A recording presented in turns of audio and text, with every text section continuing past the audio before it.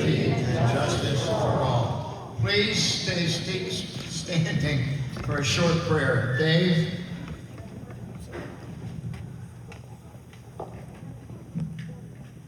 Heavenly Father, as we open this meeting tonight, I pray that your Spirit would flow over this organization and this congregant. I pray, Father, that peace would reign, that tempers would be submissive to your will. Lord, you are in control of everything that goes on. And as Almighty God, you have authority.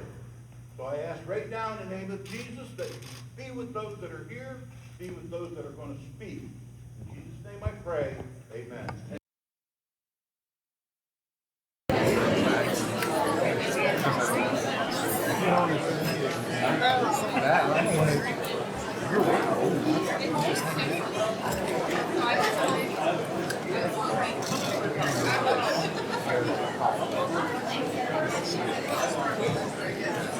All right, if we can have everyone's attention, we'll get the meeting started. It's good to be back in my alma mater again. I think the last time I was on the stage in Middlesex Township was 1974 at a spring concert they forced me to sing at. I won't sing tonight. Jim, you probably did the same thing. I do want to thank Como Valley School District for allowing the township to rent this facility to accommodate all these people. Certainly want to also thank the Middlesex Elementary School and the staff that's here tonight for everything that they've done to get the room ready. With that, we'll start with public comment. This comment is, start the meeting is for matters that do not appear on the agenda below. Public comment is for Middlesex Township residents and taxpayers only. And we'll open up public comment at this time. If you go to the microphone and state your name and address, please. And we do have a 3-minute limit. And with this public comment, you're free to pose a question if you want. This is not a question and answer session. Neither will the second public comment section be question and answer. We're here for public comment. And it's 3 minutes, so we're not going to be stopping the clock for questions. If you have questions, feel free to state them. The developer, the staff, the Board of Supervisors will note those and answer if appropriate. Thank you. Hilda, 25 Oak Lane, Country Minor West. I would like to expose an urgent and serious problem that directly affects the residents of Country Minor West. The impact of blasting at PAX 1 on mobile homes. Currently, the legal and technical framework used to regulate blasting and based on the U.S. Bureau of Mines, RI 8507 report. However, there is a critical regulatory gap.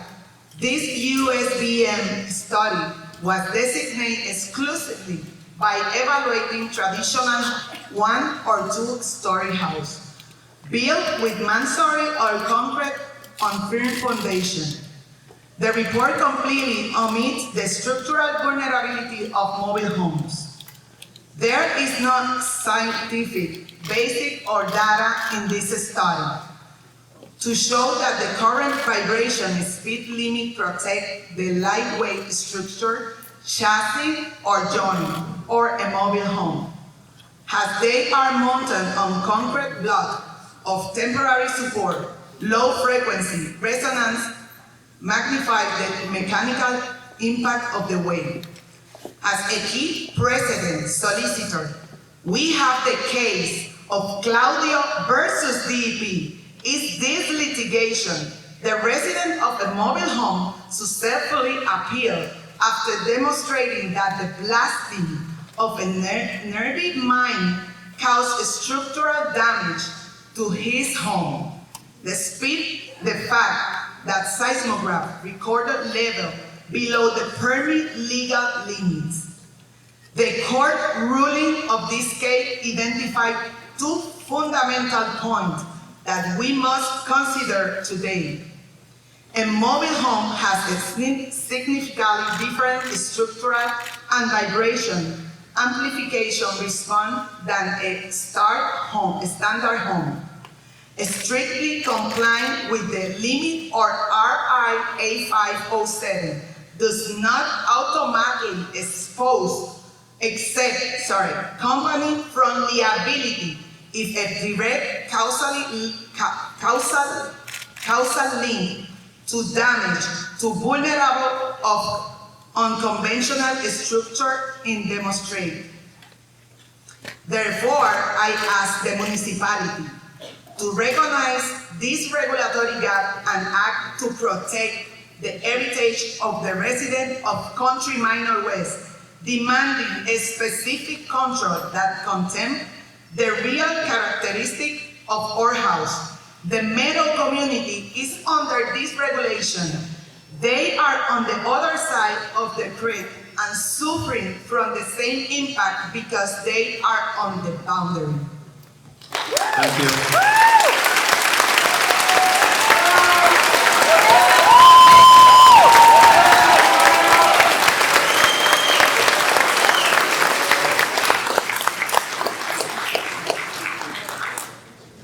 I just have an open letter to all levels of government. My name is Sheena Jumper, 9 Evergreen Lane.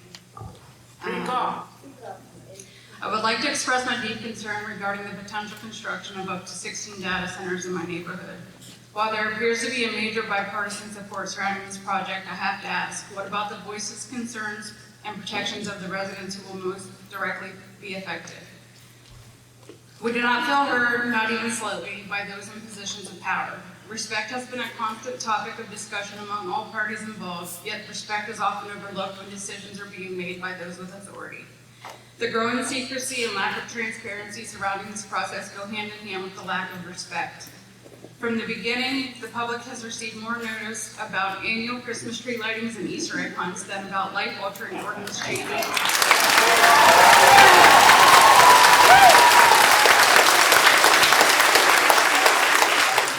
and the potential arrival of 16 data centers. This is just one small example of how this process has unfolded. At one of last year's township meetings, it was stated that the township had followed the required advertising procedures. Technically, that may be true. However, the advertising consisted of a small notice in a local newspaper that is no longer widely purchased and a letter-sized piece of paper posted on a wooden stake at the entrance to the township office. Meeting the minimal legal requirement for notification is not the same as meaningfully informing the residents whose lives could be permanently changed. Since that ordinance change, the concerns and consequences have continued to pile up. We are repeatedly told that this project will be for the betterment of everyone. But for those of us living in close proximity to the proposed sizes, it is difficult to understand what is better about it. Based on the mapping previously provided, my home is approximately 1,100 feet from the nearest proposed data center. The impacts on those of us living this close will be significant. This project raises concerns about water and electricity from people both near and far, but for nearby residents, the consequences will extend far beyond utilities. We will endure years of destruction and construction. After the construction ends, we will be left with the constant hum and noise generated by these facilities. Our views will be permanently altered, wildlife and the surrounding environment will inevitably be changed, something I noticed on my visit to Ashburn, Virginia. The character of our neighborhood will change as well. We are told how beneficial these facilities will be for our township, county, state, and nation. We hear about expanding the workforce, increasing salaries and benefits, improving or expanding parks, assistance for schools, and the opportunity to help the AI industry. But those benefits do not directly improve the lives of the residents who live closest to these proposed facilities. Instead, we are being asked to accept the consequences while continuing to pay the same property and school taxes. These taxes have sustained our community for decades, yet we are now being told that our existing contributions are somehow not enough. We are also facing the possibility of increased utility costs, something that is already beginning to be reflected in our monthly expenses. And if we want to preserve some semblance of normalcy in our homes, we may eventually be forced to spend our own money on specialized curtains, sound-reducing panels, upgrading windows, fencing, and other measures simply to protect our lives from the noise, light, and other impacts associated with these facilities. That does not feel like a benefit to me. Maybe data centers are necessary, maybe they have a place in our economy and our future, but residential neighborhoods should not be the place where the burden is imposed on families who have never asked for it. I am asking those in position of authority to stop looking solely at what this project can provide on a regional, state, or national level and start looking closely at what it will take away from the people who live beside it. We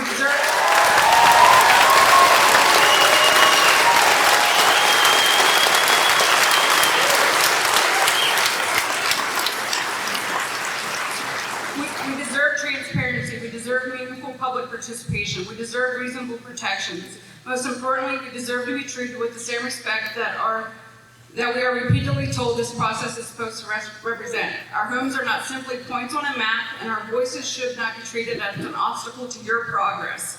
Please listen to the residents who will have to live with the consequences of these decisions long after the meetings are over and the project is complete.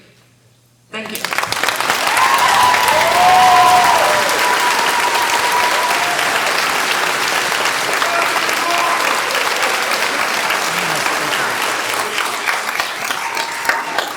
There's obviously going to be a lot of people talking tonight.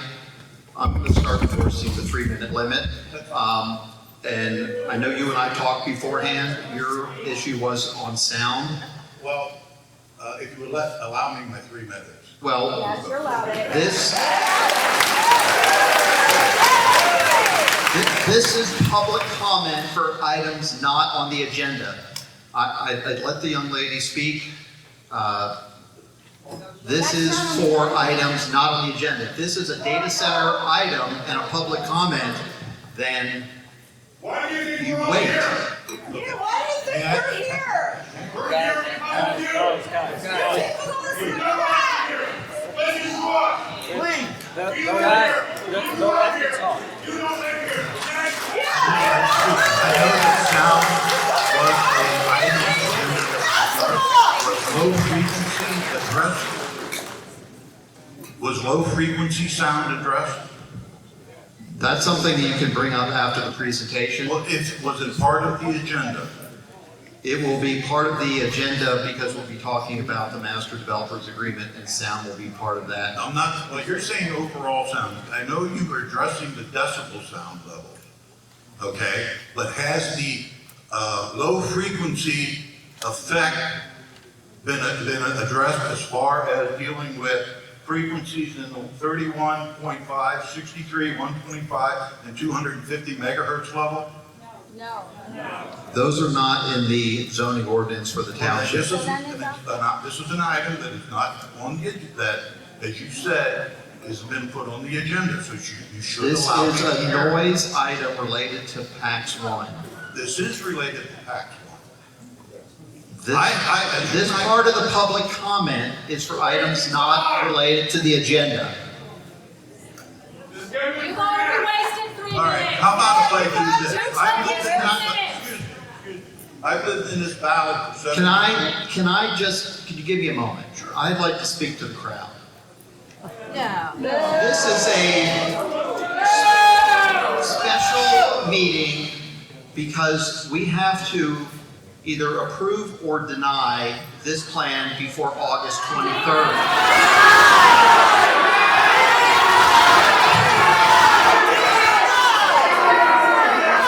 We don't want it. Whether you like that or not, it's the law. But you can still deny it. If we cannot have a meeting tonight, then August 23rd comes and the plan is deemed approval by law with no conditions. It means they get to do anything they want to do with no conditions. Okay, sir, may I ask a question? Do I or do I not have the First Amendment right to speak? You do at the appropriate time at the meeting. I'm sorry, the Constitution does not say that, sir. I have been allocated 3 minutes. I would like to speak for my 3 minutes. You're wasting time. Just speak. We'll give you your 3 minutes.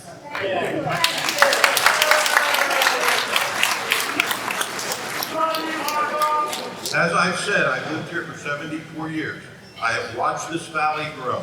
And specifically, I've been involved with electronic and that data transmission for the last 40 years as the IT manager at the Postal Service in Harrisburg. Are you or are you not going to address low volume, low frequency sound waves as far as emanating from the plant, from the power generators, from the pumps, from the fans, from the coolants? Because this is a 24-hour a day low frequency noise level. I know you said that the 70 decibel is going to be measured from the property line back. Anything beyond that is not allowable. But low frequency is a serious concern. It affects emotions, it affects sleep, it affects intrinsic values in people's lives. And all I'm asking, is it and will it be addressed? Has there been any measurements taken, or will there be any measurements taken? Is the 70 decibel limit a instantaneous maximum, or an hourly average, a 24-hour, or another measurement? The sound levels that are going to emanate from this equipment is not going to be blocked by the burn wall, unfortunately. And as far as I'm concerned, the PAC Center's going in. I have no doubt that it's going in. It's being pushed through, sir. However, the community needs to have their safety addressed as far as low-level frequencies. It's an ongoing issue. It's been proven by the EPA. It's been proven by WHO, and it's something that needs to be addressed in this particular operation. The equipment that is being installed there is going to generate vibration noise. It is going to generate sound waves that are beyond the dBA levels. And if they're not addressed, it is going to affect every resident within the circumference of that plant. And that's all I'm asking, is that it be addressed. The other question I have is, I talked to an individual and I said, what intrinsic value does this data center give to the residents of Middlesex Township?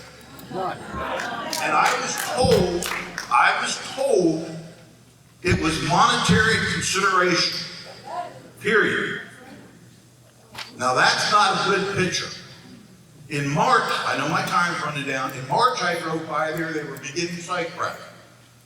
Okay, I stopped by, I said, was it approved? They said no, but they were spending money to approve it. The perception of stuff is something you guys need to consider.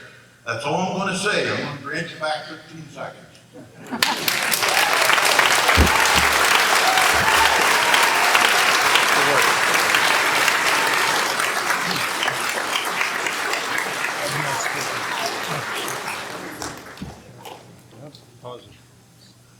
My name is Andrew Dembski. I live at 430 Bornhuizel Bridge. And I just want to join Dave's voice and take a moment and pray for our supervisors tonight. Father God Almighty, we just thank you for your presence here with us. We do invite you into this time. We do ask your spirit of peace might be here. But I pray specifically for the leaders that you have put in place right now. I pray for Dr. Niederer. I pray for Mr. Goodhart. And I pray for Mr. Geis White. I pray that you might bless them tonight as they seek to lead our township. Would you give them wisdom beyond their years and means? Would your spirit of peace and of truth penetrate this place? And would you be sovereign, or would you be glorified in the midst of all of our conversations and edified in our conduct here tonight? We ask that you might be glorified through this, Lord Jesus. In your holy name we pray. Amen.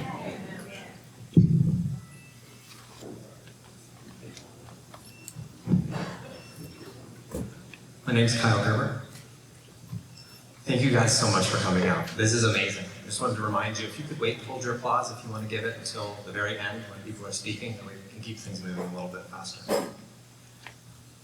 I'm here tonight on behalf of the organization Stop PAX One and on behalf of all the people who have signed the petition on our website, and to deliver the following letter to the Board of Supervisors.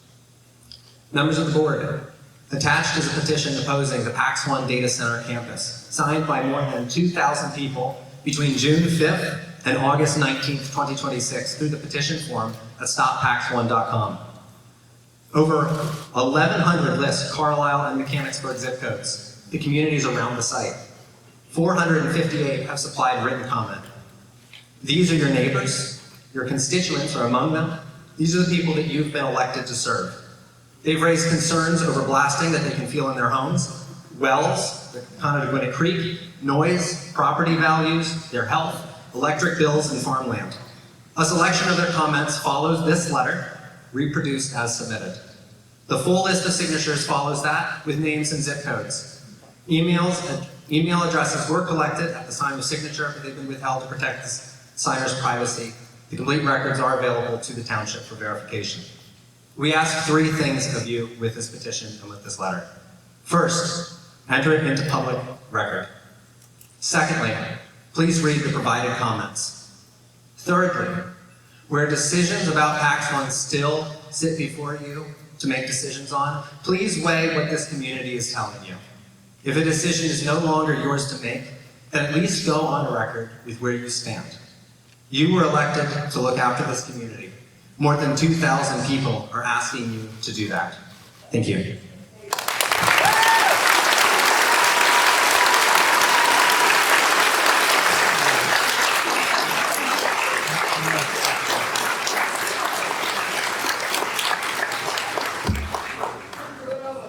Good evening. My name is Mike Colson, 104 Oak Ridge Road.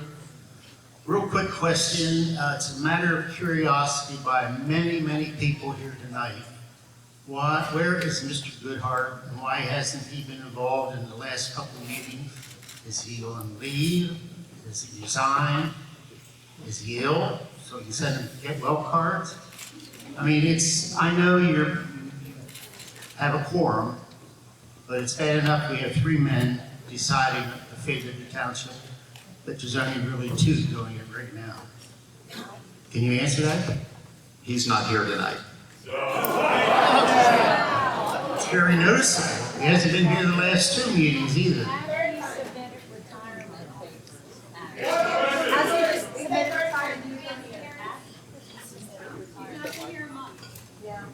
Mike, could you repeat that question? Has he submitted? Why he hasn't been here the last three meetings? He's not here.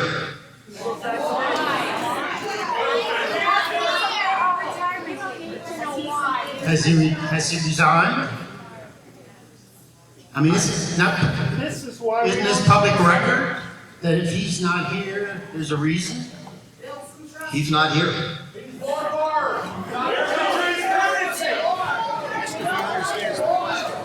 That's not a satisfactory answer, but I guess that's the best we can do. Yeah, that's why we don't trust him.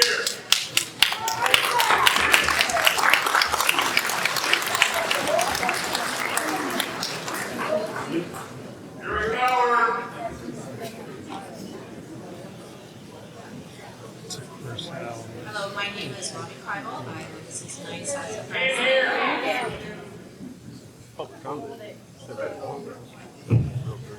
South Sassafras Lane, and I think I've mentioned this before. I worked for the city of Irvine in California for 18 years. I worked in public works and community services. And I guess what I was going to talk about was just the lack of documentation provided to the public. Whenever we had a meeting, whether it was city council, planning commission, sports commission, we had uploaded to the internet would be an agenda with a staff report with an executive summary, conclusions, actions, so with the documents behind it, so when anybody came to a meeting, they would have the same documentation that you would have at the dais. I actually, on the last meeting, asked for a copy of this agenda packet from Zachary Zoot. I never got it. And that's one of the reasons you have a lot of frustrated people, is you don't have documentation readily available. It's not that hard. Even if you don't put a staff report or any kind of conclusion on it, you just can scan it, put the agenda on top, upload it the same way you do the agenda. And when we have asked for documentation, like I said, we have not received it. And also too, I've gone to planning commission meetings, I've gone to just one board of supervisor meeting. I have seen very unprofessional conduct by city contracted employees towards the residents and towards the planning commission specifically by the city contracted engineer that's sitting there. I've never seen such conduct by a city employee ever. They would have either been removed or fired from their job if that would have happened at my city. And also, what I want to say too is I just got back from California. Of course, I was in the city of Irvine, Mission Viejo area. And I don't think I ever feel so proud of my city because I know that that city council would never say, oh, we have to pass this or we're going to get sued. They would look that contractor, that developer in the eye and say, make my day. And they would make sure that that developer came with all the documentation, the proper agreements, everything in order. What I have seen is a lot of, for instance, I think it's the 1A, 1B, when they said they're going to put in 2 substandard buildings because of supply chain and vendor, and couldn't find out they don't even have a lease. They just shook their head and they said, okay. And I was like, it's not okay. You know, it's not okay that they're going to build 2 cheap buildings there. And what I'm asking you is not be scared of them. I went to the last Board of Supervisor meeting and you said that, well, we have to do it. And they're going to sue us. So let them sue you. Pull them permits until they do what's right.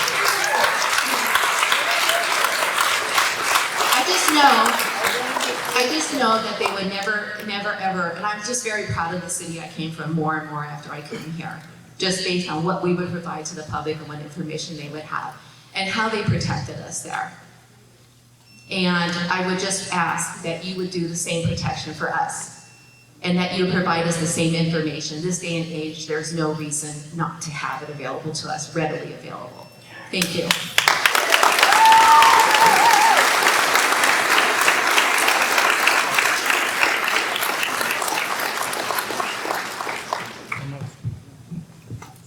Welcome, Dr. Castrina. And I know your comments are really surrounding an agenda item, but I appreciate you coming here. I know you're a non-resident, non-taxpayer. It's up to the discretion of the board to let non-residents and non-taxpayers speak. I've invited you here to speak for your 3 minutes on behalf of the Clean Air Board, and you're fine to make your presentation now. You have to be consistent with that, you know? You have to let other experts speak. Okay, I want to talk. He came to the last meeting. So did I. It was over 80 degrees and you shut him down. What he has to say, you don't want to hear, and that's why you shut him down. I am the president. Let him speak. Monica, really, I think they ran out of time in all fairness, and Dr. Nieder did invite me back to this meeting, so I think that's a fair way to deal with it. My name is Frank Castrina. I'm a retired physician. I've lived in the Carlisle area for 53 years, and I'm a member of the Clean Air Board of Central Pennsylvania. I appreciate the opportunity to read this statement from the Clean Air Board. We are asking the developers to create a plan for air quality monitoring and to submit it to the board and to Pennsylvania DEP for public comment. We are also asking the board to add air quality monitoring as a requirement for current and future planning and permitting approvals. Large multi-year construction projects like the PAX 1 in this township produce a significant risk to our area's air quality. Air quality has improved, but Cumberland County just received an F grade from the American Lung Association in their 2026 State of Air Report. Construction activity produces multiple toxic air pollutants and is the reason the Clean Air Board has asked Pennsylvania DEP to require air quality monitoring during this construction. This information has been shared with the county commissioners, the Middlesex Board, and the developers. The developers and supervisors have been given documentation of the construction-produced air pollution, dispersal maps for the pollution. I'd like to show you one.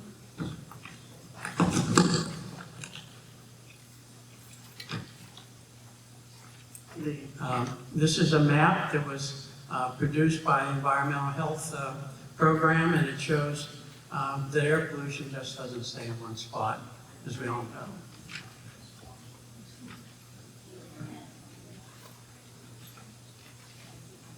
Let me show him that man. Let me, the picture. Look. There are health risks from air pollution. The Pennsylvania Department of Health has warned that pregnant women, the elderly, and children are most at risk.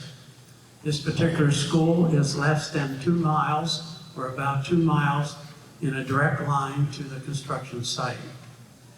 When I was in practice, I couldn't make a diagnosis of diabetes without knowing the patient had an abnormal blood test. We don't know if the level or type of air pollution is dangerous without monitoring the air. Many area residents are very concerned about the risk of this project on their health. The citizens have a right to breathe clean air and have peace of mind regarding their health and the welfare and well-being of their community. To repeat, the Clean Air Board is asking for a commitment by the developer to create a plan for air quality monitoring. It is reasonable to confirm that the project is not polluting, or if there is polluting, mitigating measures can be taken. We hope the supervisors and developers will take a leadership role in caring about public health and quality of life. Thank you.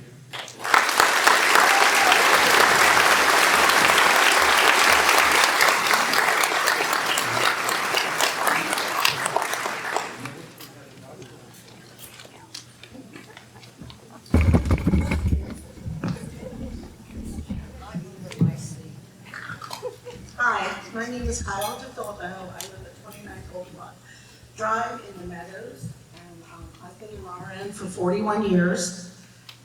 First of all, I'm very worried about the health effects that are gonna, the last speaker already talked about it, the noise pollution that is causing the constant hum at decibels that are uncomfortable, and the fact that the diesel generators and the problems with asthma and cardiac issues. I was a cardiac nurse for 35 years. I'm also very upset that Dr. Phil Nebier, as an MD, that took a Hippocratic oath to do no harm, is not standing up for the people that elected him. You are elected. You are elected into this position. And you are responsible to do no harm to the people of Middlesex. I live 500 feet from this monstrosity.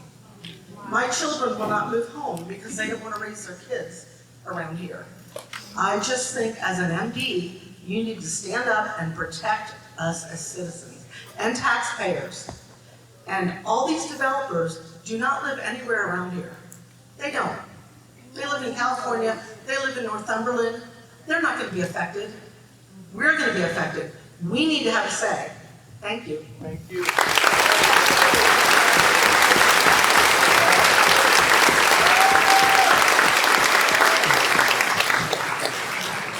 My name is Jason Bullock, 19 Goldenrod Drive, Carlisle.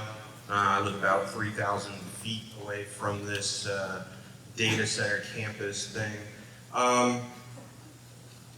I feel that my respect issues that I brought up last time, once again, fell on deaf ears. I pointed out an email exchange between the developer's attorney and the township's attorney, who I believe is an appointed position, not an elected position. So you could fire him if you wanted to, but you didn't. I would. So I'd like to read the email exchange since we have a few more fresh faces in the room. Charlie, Bud spoke to me about this yesterday. I do agree with him that the blasting implicates the SWMO and that activity would need to be addressed as part of the plan approval. So, great. I don't know if your client would ask for a waiver of that requirement, but my advice to Bud and the board would be not to grant it. Allowing a waiver of that will turn into a public fecal vortice to which I don't want to expose either Bud or the board. So we're intentionally hiding things, and that's okay?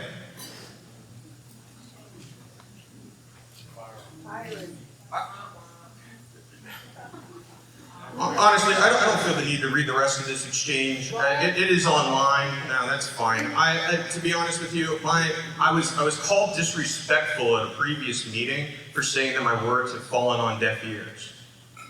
I don't see how that's disrespectful. It's just my opinion. I'm not an elected official. I'm not an appointed township member. I don't draw a salary from you guys. I work at a private business and I own one. So I have nothing to do with you guys. I do not understand how we have not seen resignations and terminations. This is not the only isolated incident. There's been multiple occurrences of disrespect at planning commission meetings. I mean, honestly, if I were talking to these guys, I wouldn't want to work with them. So the fear is we're going to get sued. Right? That's the concern. I think the governor made it pretty clear that he's not going to allow them to steamroll you anymore through an executive order. He also pointed out that Article 1, Section 27 of the Pennsylvania Constitution is being violated by projects like these. It was addressed in his executive order. That is his opinion. It is also my opinion. Also, while I have 10 seconds, I want to know who okayed the flock camera outside the Middlesex police station, because it's a violation of the Fourth Amendment. Thank you.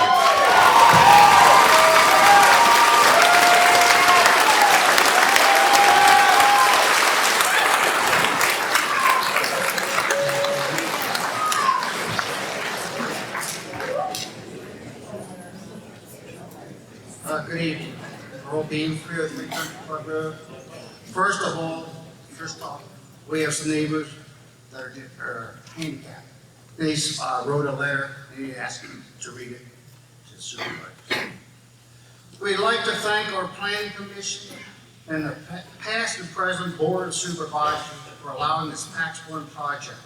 As older 70-plus taxpayers, residents living on Country Club Road, you have totally upset our lives. We get up and at 6 a.m. the beep, beep, beep starts, followed by the boom, boom, boom of the dump trucks emptying their loads. Now, we have the constant hammering of breaking up rock. Some days we have to wear a mask because the air is so full of dirt, and we, with lung issues, can't even go outside. We had the blasting over our houses to shake the windows, rattle our things inside. We have cracks in our basement walls, and we're told by the blasting company this week that they never saw any charges that their machines registered above a certain number.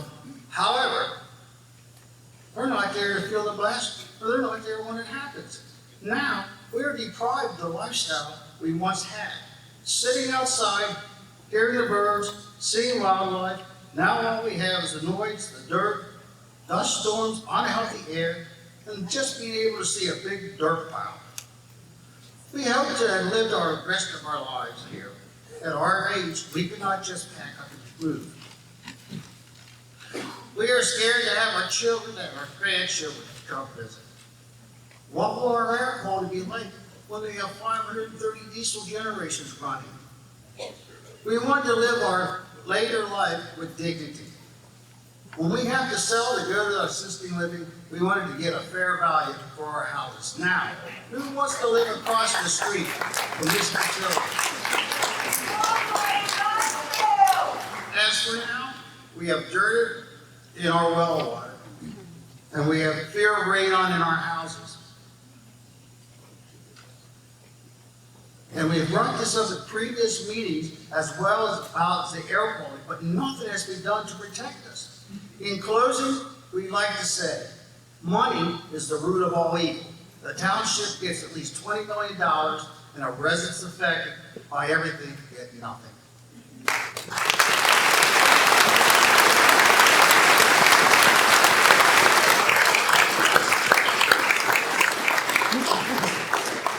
Now, my 3 minutes, if I'm allowed, because I represented our neighbors that can't be here tonight, so am I allowed to do my 3-minute speech? Thank you very much. This is for Mark Carpenter, a question. I think you've become I think you'd be the person asked, responsible for making sure if something in a past land development permit plan is not correct. I've asked for months about excessively high dirt mound to be lowered to the maximum of 12 foot as in the plan. At one meeting, Justin, you'll know this, you admitted that it exceeded 12 foot. The excuse was there was extra dirt piled there. Now it's planted and they have graded behind the bank for other use. So when will you have this corrected? If I was building something and you didn't like what I was doing, you'd make changes. Okay, now, Lord, when are you going to stand up to people or just pack one? Rule this. Just a question. You can answer me later, because I've asked it plenty of times. Second, also, I don't think you went back and checked the meeting minutes if I've asked. In a meeting just agreed, the start time would be 7 a.m. and stop at 5 p.m. The last meeting I asked if you, the reply was, they set the hours and it falls within the township ordinance. So I guess you were calling me a liar and you never did check if I'm correct. Please check the minutes, because I'm not lying. Now, this is a question for the Board of Supervisors. I read the letter that John Dietrich sent to the board. He asked that any response address those questions specifically and directly, rather than general terms, however they were not. So my question is, how does the reply come about, and who approves the reply? I read them, I got answers back, we're not even really answered. So here's the question. This is by John. Was there a forum convened at which questions were considered by the Middle Township Board of Supervisors? The answers you provided and agreed upon were selected as a designated respondent. This method would be consistent with the existing Sunshine Act if the express rules of the Act were followed in convening this meeting. Or, as a standard rule or resolution allowing a single board member to speak for the body adopted publicly, I would expect that a rule or resolution of this type would exist in something such as a memorandum or a notation of minutes of meeting. Or finally, was this an informal conversation with fewer than a quorum in attendance, and these responses were informally agreed upon? This approach would fall outside the Sunshine Act quorum threshold. While the approach is clearly awful, it also reduces response to personal view than the official township position. You know, I think everybody would like to know if a letter is written, how are these answered? Is it your view, Bill? Is it a quorum with all the others, board of supervisors? How does this work? Thank you very much.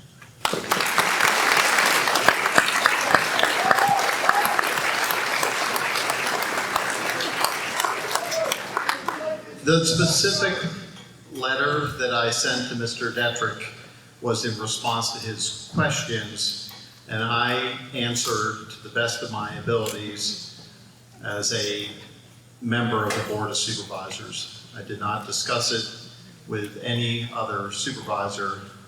He asked open questions. I gave him what I thought were honest and open answers. Why was the board, it's written to the board, it's not written to you? Well, you've sent me letters, and I've responded directly to you on my behalf. Yeah, right, but why isn't the board included? If we write to the township, we're not writing with one person. We're writing to get a response for another. He might have a different view, this person has a different view, you have a different view. You would think you'd go together to answer something, but that's not how it's done. As far as I'm concerned, John, you quote on behalf of the Middlesex Township Supervisor. This was not my opinion, this was on behalf of the board, so please, don't suggest me anything like that.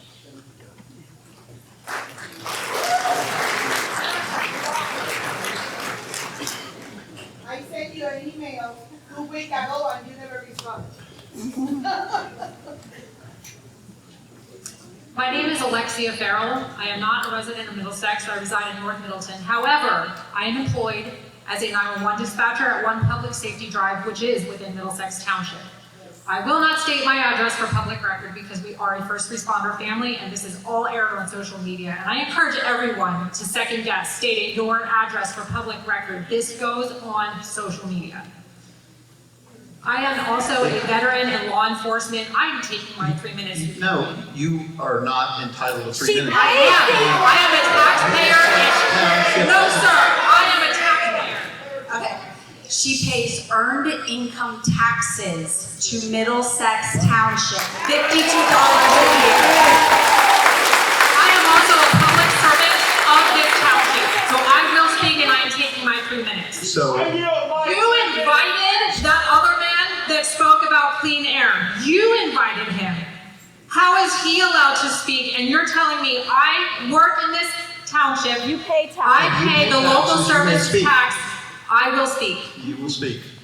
Well, thank you, Your Highness. I am also a veteran and law enforcement officer wife, a homeschool mother of 4. We do not serve our community to watch our community to be destroyed by the decisions that are being made in this room by 2 men.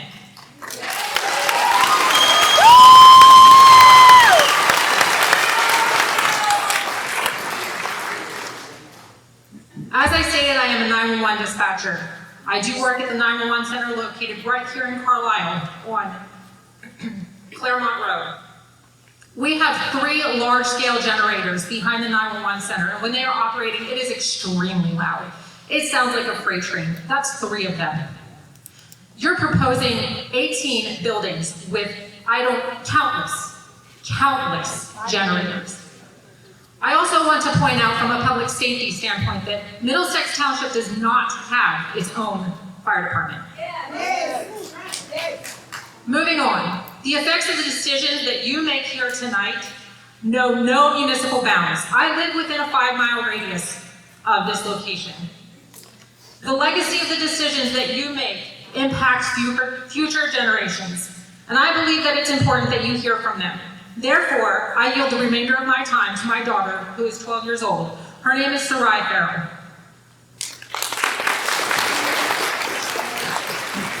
We all know about the stillborn cows in Texas and how the cows can get pregnant, but the calves are all stillborn. So what happens to the people in this area close to this data center? And what about the children who live and play in this area? What will happen to them? And why would you put a data center very close to a park and houses and barns? With that being said, why can't people from surrounding townships talk? That is very, very wrong. You talk about respect, but you won't let people from surrounding townships. So, You got it. You got this. for my generation, we don't want data centers and all of this. It's not just the adults who care. We care. We don't want this. Even if you think it's great, we don't. None of us want this. We don't want a data center. We don't want any of the data centers across Pennsylvania and in America.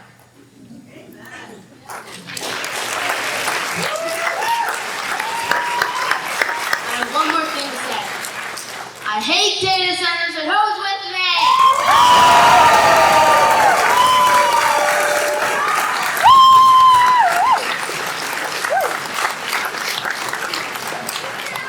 Thank you for your time, and thank you to everyone that is not a Middlesex Township resident for coming out and supporting.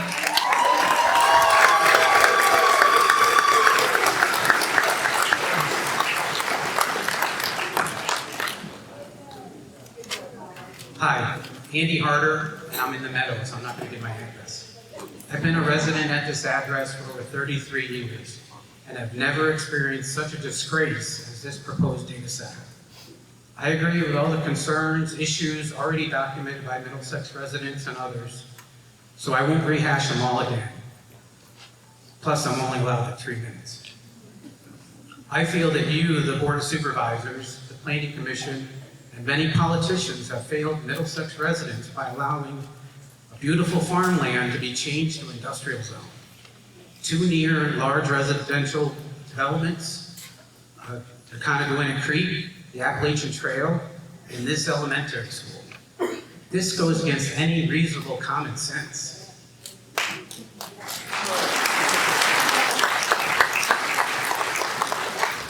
What I do want to know is who is ultimately responsible to monitor the current construction and ensure all the ordinances, laws, rules, and regulations are abided by during construction and any ongoing that might happen. It seems that the residents are the ones that have to bring up the non-compliance issues, such as speeding construction vehicles, road crumbling, too much dust, too loud, berms too high, apparently still too high, blasting too loud, etc. Where is the oversight and protection for the Middlesex residents, the environment, and the wildlife? Just a few Sundays ago, it was a rainstorm we had where the Coneguina Creek changed color due to the stormwater runoff from the current construction site. I reported it to Middlesex promptly that Monday morning, who told me it wasn't Middlesex that I should call Cumberland County Conservation, which I did and was told they monitor the mitigation and report that weekly. I was assured that someone from the conservation would look into it later that week, which is probably too late, as they would have cleaned up some of the deficiencies when they started work the very next day. Through a right to know request, I received the inspector's report that Mr. Zook should have received a copy, but I have a copy here that I'll leave you.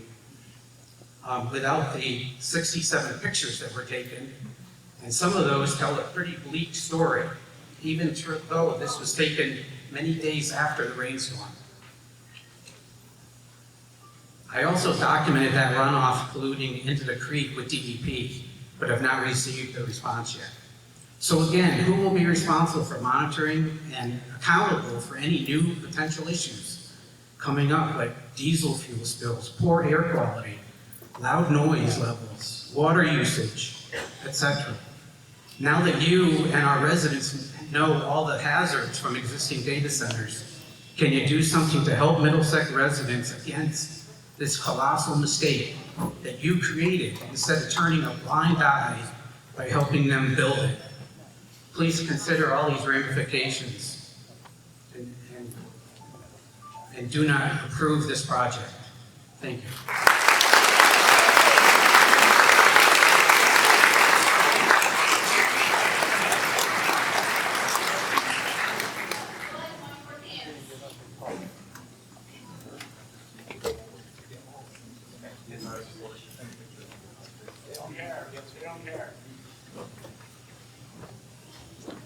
Hi, my name is Jenny Jackson and I live in the Meadows. My comment tonight is directed to the Board of Supervisors and it's regarding the executive order from Governor Shapiro yesterday, just something to think about tonight. In order to be in compliance with the Sunshine Act, there is no legal way you can have deliberated your motion tonight in light of the executive order from Governor Shapiro yesterday. Since the executive order was just signed yesterday and the meeting is today, when will you be deliberating your motion in light of that executive order? You cannot vote tonight or take action on the final land development approval for the first 6 data center buildings because you haven't had time yet to deliberate.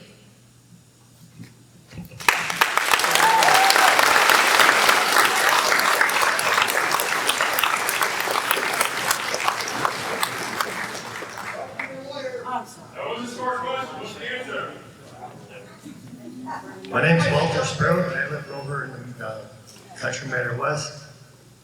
Where were you guys when you guys should have sent out letters to everybody before anything even happened? It used to be they had a public meeting, and it took 2/3 majority in order for something to pass. I didn't know anything of this was even going on. I called the police when I heard gunfire going off. They slaughtered the coyotes that lived on that property. I sat there and listened to them cry, getting shot. And then another shot. And then silence. And then you hear dogs barking. And then more gunshots going off. 10 shots at a time. There's no more deer running around. There's no more fish from Latort Springs all the way down past Bernheisel Bridge Road. I fish it every day. All the animal life left. What happened to the protections? Pennsylvania's got a protection saying that the scenery is supposed to be affected in the animal life. Same thing with yours for Middlesex. What about the protections for the Appalachian Trail, Canaquana Creek? I live 4 houses away from the creek. When it rained, that creek turned pure clay. How many people here are for the data center? Raise your hand. You're for it. Your constituents aren't stupid. What do you guys need to consider? Everybody here. Property values drop. We get shattered by noise every day. I wake up at 6 o'clock to beep, beep, beep. Till 6 o'clock at night. I told my neighbor, I said, go outside and look. I said, remember that movie, The Mummy? What, the desert scene? Where there's nothing but dirt in the air? That's what it looked like. All over 81 from the data center. I called the police and I asked them what was going on with the coyotes and the gunshots going off. They said, oh, the farmers are hunting back there. Nothing to worry about there, it's all legal. Why weren't they removed and put safely in another habitat? Or are you guys claiming you didn't know nothing about it? We're asking here, everybody tonight is here for one reason. Shut it down!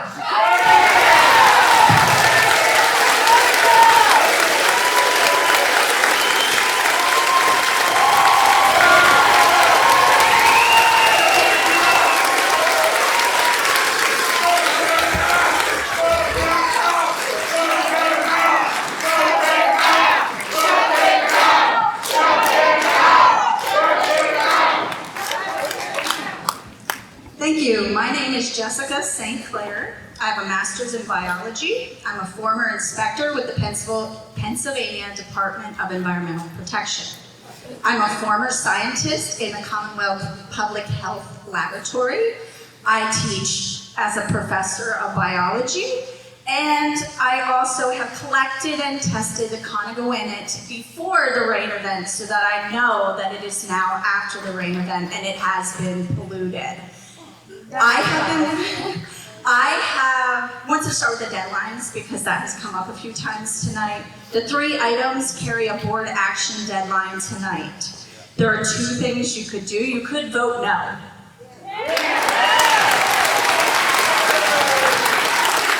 Then the deadline has been met if you vote no. The other thing you could do is to ask PAX 1 for a 30-day extension. The 30-day extension would give you the time, in light of a gigantic executive order from our governor that has just been passed less than 24 hours ago. The reason I'm saying about that is part of the things and the work that I've been doing has been regional. Your wastewater, your water has come from, the water comes from South Middleton. The wastewater goes to Carlisle. These are regional authorities, and the regional authorities have the right to vote on what is happening. Yes, you have approval for what you're doing, but I have been speaking with South Middleton and Carlisle, and hopefully soon, I heard there's somebody here from North Middleton who will speak to me. 3 members can change the rules of what's allowed in the wastewater and what is allowed in the, from pulling from the drinking water. So one of the things I've heard since I've been at many of these meetings is that, oh, the municipal authority says we can do this. Yes, the municipal authority was started in 1972, I believe, and it has been amended several times and should be amended soon with PFAS. So we have the right to say, please give us 30-day extension or vote no. Thank you.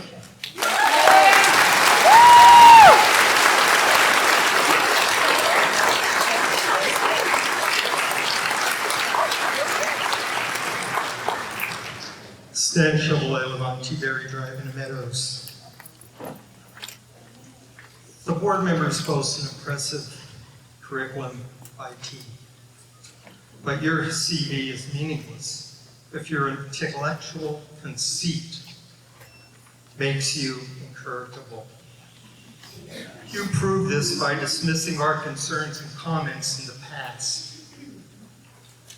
You even called them misinformation. So I just want everybody to know that when you're incorrigible, you'll never change your mind. And it doesn't matter how educated you are, if your intellectual conceit turns you incorrigible.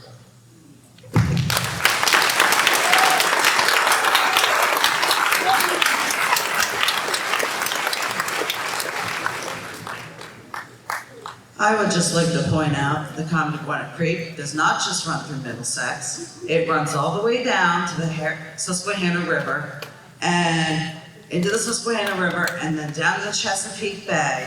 We all like our seafood, don't we? I am so sick of having my community poisoned, trampled on, and disrespected. Thank you. Good day, gentlemen.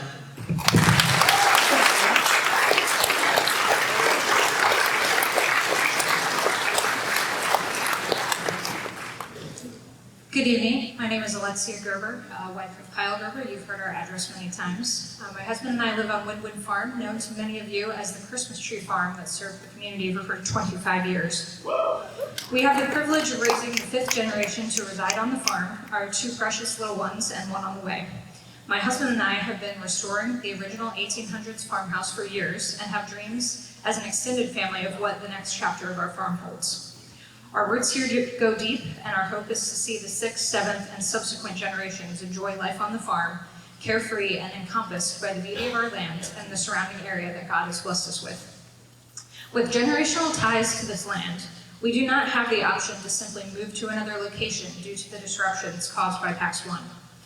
We and other farming families with deep roots are invested in our land and in the area's agricultural heritage. We have no choice but to either give up one of the most treasured parts of our lives and families, or, unless this trajectory is changed, accept the health and environmental consequences of living next to a hyperscale data center.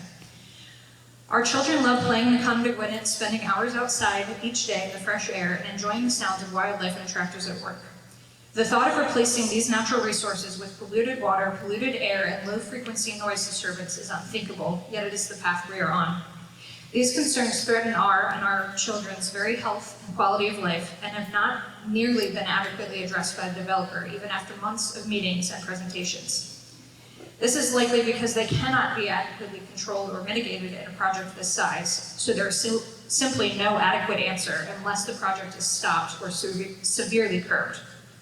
Dr. Nieder, I thank you for your service on this board, and I would specifically ask you, as a physician for many years, to not shut out the health concerns we are bringing to the Board of Supervisors. Your role has been to heal and protect the health of those in your care, and we would ask you, for the sake of the citizens of our township and our children, to raise concern about the health effects of this monstrosity.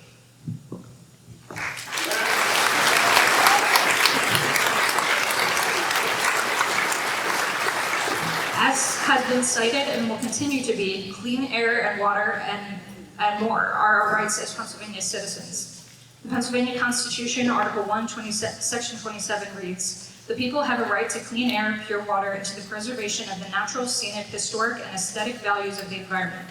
Pennsylvania's public natural resources are the common property of all the people, including generations yet to come. As trustee of these resources, the Commonwealth shall conserve and maintain them for the benefit of all the people." I cannot think of a project more in opposition to clean air, water, and preserved natural landscape than a hyperscale data center surrounded by homes and farmland like Tax 1. To the entire Board of Supervisors, I would ask you to remember your role and responsibility. In this locality, you represent the Commonwealth and are therefore called to conserve and maintain these rights for us and for future generations. As our Board of Supervisors, your role is to lead, protect, and represent your residents, not the developer. It is a high calling and one into which we do not believe it is too late for you to step. Please, even tonight, take on those responsibilities and fairly and accurately represent us in this matter of utmost importance by voting no or for significant mitigation or delay on this project. You have grounds citing the Pennsylvania Environmental Rights Amendment and countless other concerns that have not been adequately addressed by the developer. Members of your own planning commission are seeing these concerns and beginning to vote no to the requested approvals. Please step in and vote for the good of your citizens, our children, and future generations. This cannot be walked back. Thank you.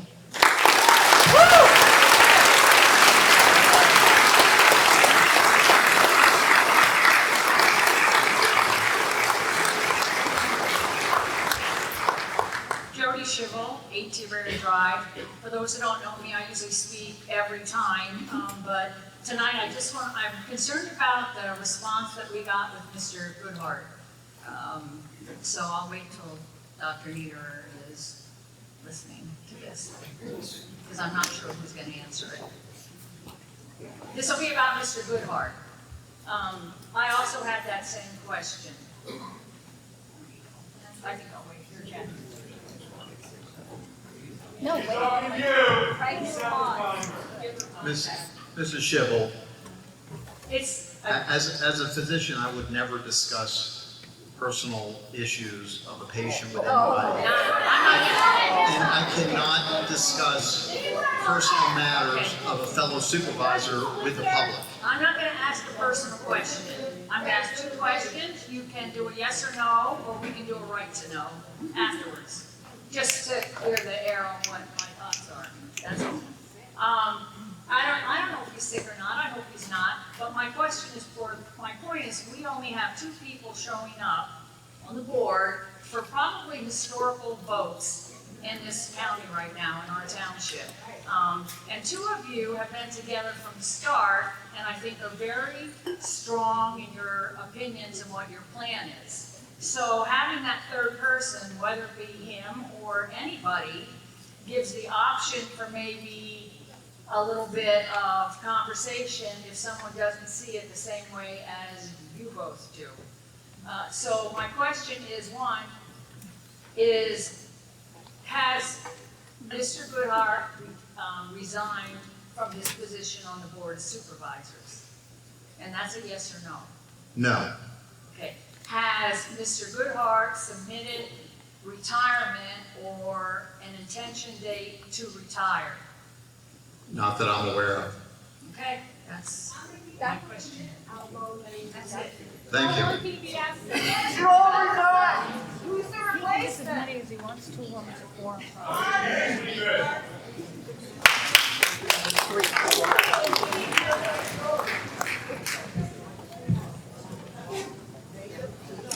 Hi, Jocelyn Collier, Burn Hazel Ridge Road.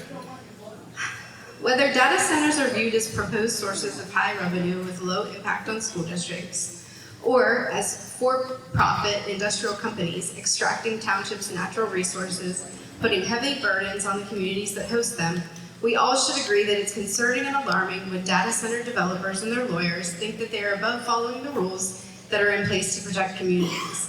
Ordinances and procedures and processes that are in place to protect all, including people, environment, and future generations, should not be treated as optional and viewed as up for interpretation and modification to those with power and money. Zoning is a promise to the community. It's showing where growth should happen, where neighborhoods should be, and where rural land and natural resources should be protected. Zoning is the result of public input and discussions and years of planning. Overlays and rezoning for specific users is a break in that promise to the community. Your job is not to negotiate with developers and look at tax revenue. It's to ask yourselves, what is the character of the community that should be preserved? This matters more than any revenue projections. Foreign, for-profit interests that will not have to live with the long-term outcomes should not be able to alter that. It begins with one project, eloquently explained and made to sound beneficial and reasonable, and then it's another, and then it's another. And then the land is changed and it will never return to what it was. Rezoning changes the character of everything around it. And people that bought homes, expected neighborhoods, suddenly are living next to an industrial scale operation. Deviating from comprehensive plans and zoning should require extended thought and deliberation, not be rubber stamped in a single meeting based on promised revenue predictions. Township officials are stewards of the land and should act on behalf of the residents you represent. You are to uphold the safeguards and processes that were in place to protect us. Instead, private for-profit developers have been allowed to write their own ordinances, specifically saying how to rezone the land with the exact acreage by chance for their unquestioned use. They have been allowed to rush this process, hide impacts, downplay pollution, and divide our community. They've been giving access to the township in a way residents are never provided with. The township has demonstrated a pattern of withholding information from the public to reduce and minimize input. Things are voted on so quickly, even members of the Board of Supervisors and Planning Commission members are confused what they're voting on. Throughout this process, this private, for-profit developer has been given more protection than the very people that live here, your neighbors. People that drink the water, breathe the air, teach their kids to fish in the creek, that hike the Appalachian Trail on a Sunday afternoon. They gather for meals in their backyards. Elected officials should be listening to residents instead of unknown tenants. It's a betrayal. The township and the township alone is responsible for asking questions, encouraging community participation and representation in its decisions, and acting in the best interests of all the residents who live there and for the generations to come, not for these for-profit corporations. In addition to this board's ignorance of their own comprehensive plan that Stan has touched on before, and the betrayal of their own zoning ordinances, it's important to point out that they also ignored input from the county. The Cumberland County Planning Department disapproved of this rezoning, citing concerns with protect the best first in relation to the floodplain, North Mountain conservation, protection of the Appalachian Trail corridor, and sensitive farmland. They also had concerns with grow in and not out, as this intense commercial development extends well beyond the Harrisburg Pike corridor in areas that aren't already developed, which contradicts the purpose of the overlay district itself. Per the Cumberland County Comprehensive Plan, protect the first means Cumberland County must safeguard, this is quoted from their comprehensive plan, they must safeguard the irreplaceable natural resources that are essential for healthy living and economic prosperity. It lists these and includes the Blue Mountain and the Conduit Creek, as well as wetlands and riparian areas that add to the diversity of the county. Further, it states natural resources, including clean water, air, and soil, are the foundational, irreplaceable part of a thriving community. It goes on to say that land should not be developed at the expense of natural resources that have enabled it. They recognize the role as a natural resource trustee, and the protection of these natural resources must be the first policy priority for Cumberland County future growth. And they must work to improve air quality. I'm not going to go over what the Clean Air Board already shared, but our numbers are abysmal. A project of this enormous size and scope should be approached thoughtfully and thoroughly with a long view, as the impacts are not just to Orange Township, but surrounding areas. This is not accomplished in 39 days to do an overlay or approved in voting lasting only a few minutes. When government fails to ask hard questions in the beginning, communities pay the price for generations to come. This is a massive hyperscale unlike anything Cumberland County has seen before. Putting 432 diesel generators into backyards, putting high voltage lines through private property and farms, and pushing the electrical grid and water to their limits. The developers preyed on this community, and without regard to zoning that was in place to protect residents and the environment. Now is not the time for promises to be made by the developer, monetary bribes, and scraps of protection such as the community agreement. All of our concerns should have been discussed and addressed before this monstrosity broke the ground. This was circumvented time and time again by the developers working under old permits with the township blissfully compliant. Again, when government fails to ask hard questions in the beginning, communities are left paying the price for generations to come. This is their business, but this is our lives. Growth and preservation can happen simultaneously and thoughtfully.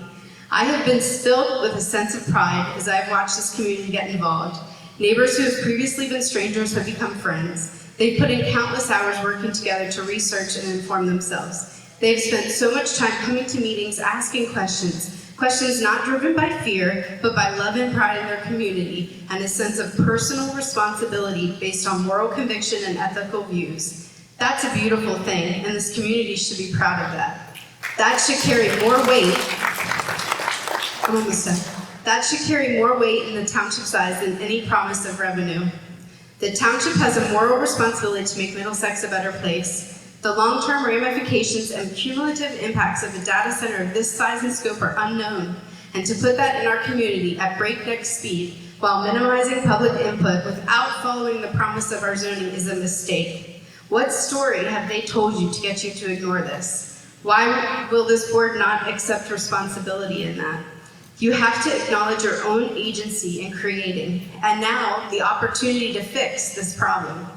I won't co-sign that this is inevitable.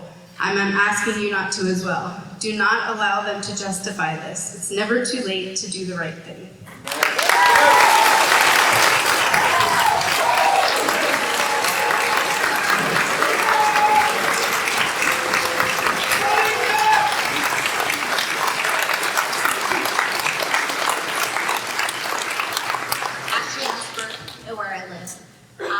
I just have a question back on the supervisor thing. Back in January, we put Steve Larson as an alternate in. So would he come in and step in for Goodhart? He was appointed as a vacancy board member. I'm just using the term that was used in the actual meeting. Right, well, he's a vacancy board member. He would not be automatically slotted into the Board of Supervisors. The current Board of Supervisors, if there is a vacancy, has the authority to appoint a new supervisor to fill the vacant position if one should arise. Is and there that person then would have to run again at the next municipal election if they desire to run again. So if you appointed him in, then he's in until the next Municipal election. would be in. Okay. Yes. Is there a length of time for Mr. Goodhart to be gone, or is that just like an up in the air thing? Well, if a supervisor decides to resign, the board has 45 days to accept a letter of resignation, and then 30 days to then appoint somebody after the acceptance of resignation. So he can just miss until his time is up from now till his next election run. Is that what you're saying? Like, basically, I'm saying, if he doesn't show up for so many times, is there a point where the board makes a decision, or he has to say, I'm not here anymore? No? Mr. Brenneman's saying no. Okay, so he can just be there or not here until his next term. Okay, thank you. That's all I needed to know.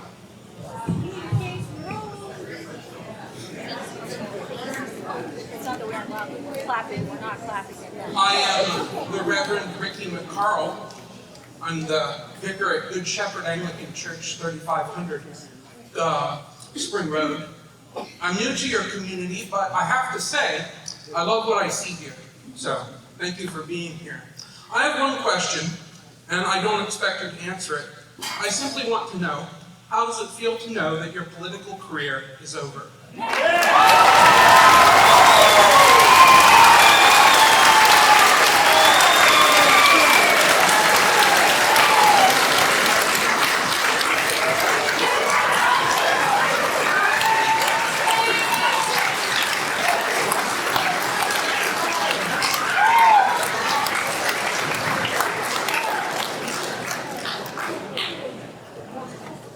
Darlington, Wurtsville Road. Innocent, honest question. My property is on a well, and what mitigation plan is in place such that when my well is impacted negatively by the building of this surveillance center, what can I count on the board to fix on my farm? Well, if we get to the presentation, we'll discuss the well mitigation issues with wells. But, so, okay, all right, so there is a plan, and there will be somebody I can contact, and it will be in writing, because I'm anticipating this happening. Yes, thank you.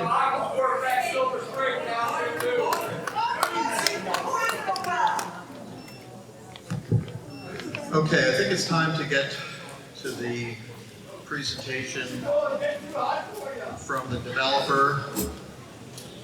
I would like you to go over all the agenda items. They don't have to be in the sequence that they're listed, but we can go over all those and then have your presentation, and then we'll be able to ask questions from the Board of Supervisors. Okay. I'm Andrew Giorgione. I'm with Pennsylvania Data Center Partners. So we're going to begin with going over the sewage planning module. We're then going to do the preliminary land development plan for phase 3 and the waivers. And just to level set, that plan was originally submitted December 1st, 2025, and it's been under review by the township for over 8 months. We're then going to cover the final land development plan for phase 1B and the waivers. That plan was originally filed November of 2025, and that was preliminarily approved by this board on May 6th, 2026. And then during that presentation, we're going to do an architectural design review and a view shed review. And when we're done with that, then we're going to go over the agreements. So there's a master development agreement that's required. There's that applies to the entire property. Then there's the First Amendment, which is related to Campus 1B. There's also a side letter agreement. And then finally, there's the community benefits agreement. So with that, we're going to start with the sewage planning module.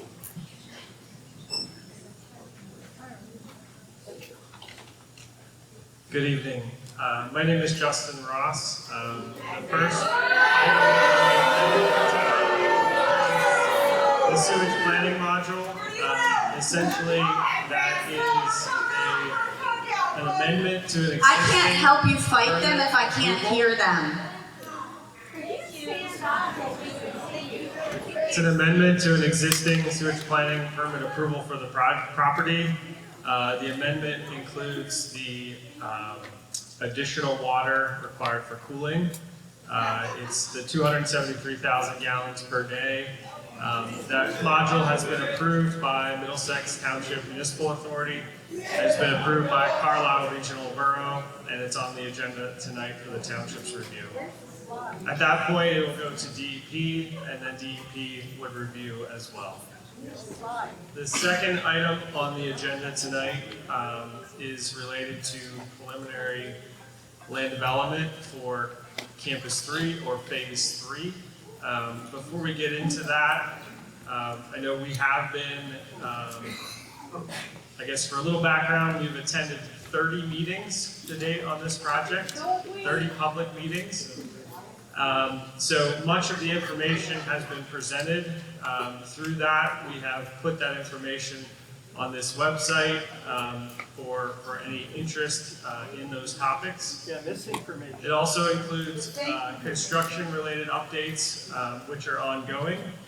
I will note that the construction tab that you see here has been recently added and updated, so there is additional new information for the public. Just again, construction-wise, we do try to provide this update for the local direct residents who come to these meetings. There has been some questions about lighting recently, and in talking with the contractor, all lights on site are solar powered, temporary construction lighting versus generator powered. Again, doing so is part to be stewards to the community here.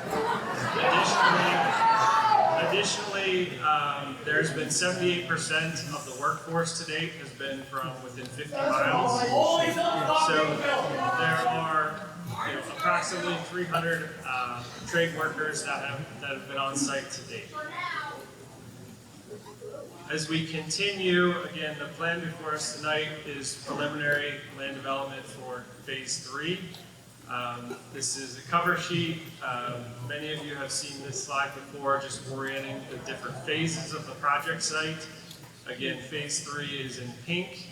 in the southwestern quadrant of the property.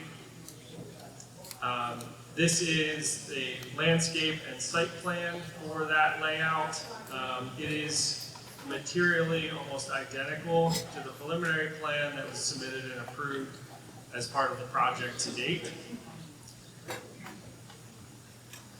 One item to note, we have received some feedback throughout this process regarding some additional berming, screening along the southern property line. That is being taken into account. There is a PPL right-of-way there. The western half of that, where the right-of-way does not exist, we certainly will include the berm where the landscape is located. The front or eastern half, we will look at additional plantings in there as part of a final plan. So we are researching that, and we'll include that. Yeah, so from, again, this has been presented many times, so, but I do want to go through, this particular campus is a 5-building campus, a frontage building that's rotated 90 degrees to Country Club Road to visually screen and also buffer any visuals. The interior, so, or the generator yard or equipment yard is interior facing, again, to ensure that it's not visible, any sound is attenuated, and those aspects. There is an entrance off of Country Club Road. The dark green you see on the right side, and the right side of the image is Country Club Road. That dark green, again, is a landscape berm with tree plantings. Mr. Byerly, or Mr. Beam spoke about the berming, and I can address that as we move on in some of the view sheds. So again, the view from Country Club is regulated or restricted because of that berm, which we have done along the frontage elsewhere. The bottom circles in white are the cooling water, so the on-site storage. That is again to reduce the need of water from the municipality, to limit how much water is actually being pulled from either of the townships. The blue again is stormwater for those that haven't seen this before. Not that these basins will be full of water or look like ponds. They're representative on the plan so you can see that. However, they will dewater within the 72-hour requirement of DEP, and vast majority of the year there will not be water. The individual cells that you see is a new method, really one of the first of a kind used on this project, directed by DEP and Villanova University. That was a change that was made almost a year ago now to ensure that water quality and other benefits are of top standard for this site. Next, we have a rendering, again, a visual three-dimensional rendering for this campus. And as I spoke, you can see some of the landscaping, but we'll be improving that. And you can start to see where the cells and the stormwater and other features are. How tall are those buildings? Can you just help us with that? Is that EVP also? Yep, we will touch on that for sure. Yep. Thank you so much. No problem.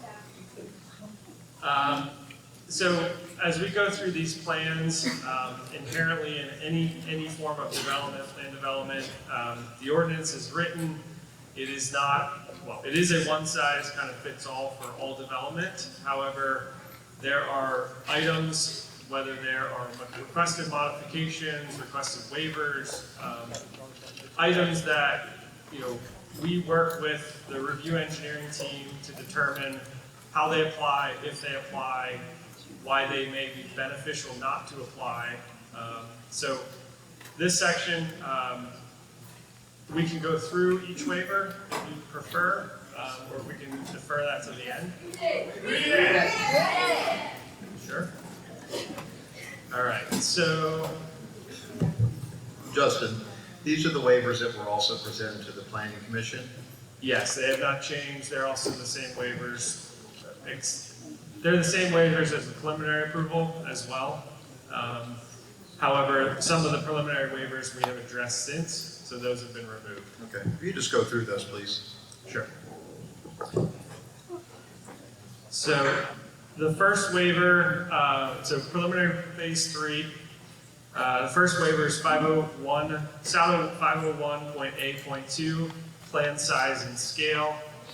Again, this is to provide a slightly different scale for visibility and transparency for the plan itself.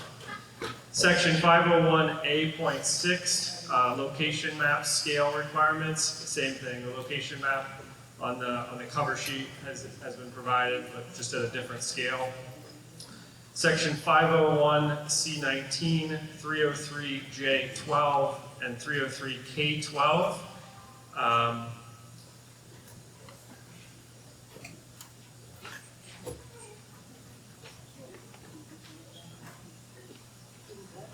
No, I'm going to strike that. That is something we will, this is a preliminary plan, so that is correct.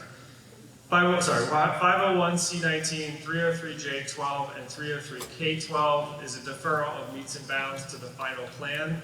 On the preliminary plan, until we get final easements and those things, we'll button that up for the final plan approval. Section 703A10 is curb and sidewalk. This is a deferral of sidewalk along PA Data Drive within the property. Curb and sidewalk is, there's actually a note on the plan so that if the township decides that we are required to install that sidewalk at a later date, the applicant, developer would be responsible for that. So that, again, that's why that's a deferral. The next is 703I4, depressed driveway curb. The entrance into the facility is a driveway. This provision is really meant for residential driveways to have a curb across. And speaking with the engineering team, there was agreement that the need to install that curb could be waived. Section 707A1 is also a sidewalk deferral.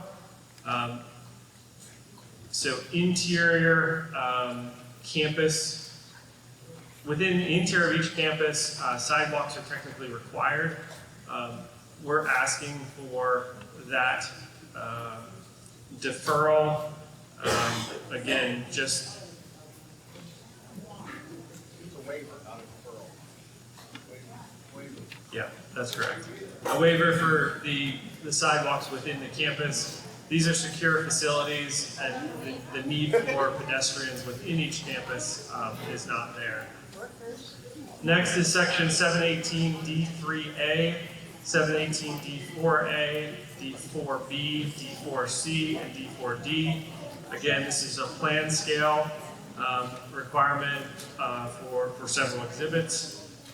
718D3B is a plan and elevation deferral. This is related to final building, height, size, type, which will be part of the final plan. Section 303B2, infiltration of stormwater. This is a modification for the infiltration to be the primary source of the stormwater management. Again, as I mentioned, this special type of MRC cells and stormwater management facility directed by DEP is what has been used instead. Section 303H17, 303H18 references the dewatering time. This is a modification to permit the 72 hours that I previously spoke about. Section 303J3, detention basin side slopes, again is a modification to allow the 3-to-1 slopes instead of the 4-to-1 ordinance requirement. Those are Those are the 12 waivers as part of preliminary land development phase 3. So as we continue, we will move into final land development for phase 1B. So this is the first. If I could ask you a question, looks like there's 7, if you can go back to a few slides. Looks like there's 7 storage water tanks, and there's 3 for industrial waste. And I don't have the plan in front of me, but what's the size of each of those storage tanks for water? Correct. And I know it had been higher, and I think it was reduced in the last plan. Correct. So there are 6 water storage tanks. Those are 2.1 million gallons, 55 foot in height, 84 foot in diameter. There are 2 industrial wastewater tanks. And then there are 2 fire suppression, which are smaller. The fire suppression, the smaller tanks are 47 foot height, 26 foot in diameter, and 150,000 gallons.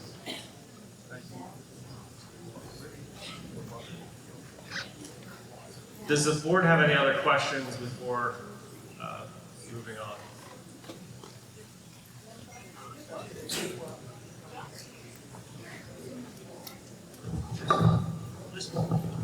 You just listed the waivers for preliminary phase 3. Yes. And now you're going to the final of 1B. That's correct. What about action on the preliminary for phase 3? All at once, okay.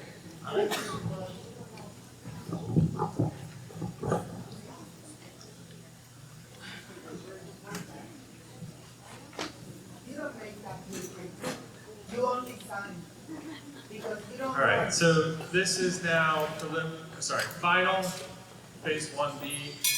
1B is again campus 1, or the first data center campus. It's on the green area here. It's to the north of the site.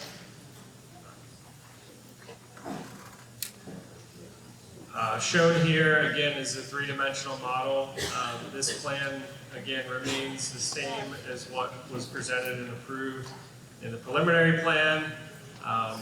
There's a slight tweak on a couple roadways, and the material change was the tank layout shifted around slightly. Again, this layout shows stormwater on the 3 sides or 3 corners.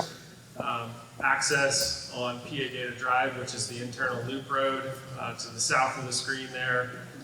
You'll note the transmission corridor for PP&L is there to the right, and then the creek borders with the forested wetlands and buffer. So those areas will continue to be enhanced through new plantings. They're fenced through construction to ensure no impacts along there. The screening, again, there's screening within each campus, and there's screening throughout the site. I'll also add, we talked about lighting, dark sky compliant lighting. The county requested or wanted to ensure that we could get to a 25% or a lower light level after hours. We can comply with that through dimming, through lights being off. So, there is a security need 24/7 because the facility is operated, but the majority of the evening, those lights will be on a motion sensor, so they'll be off, tripped on, or they'll be dimmed to that lower standard. Dark sky compliance with the color of the lighting, again, the intensity of the lighting, shielding, and the other measures.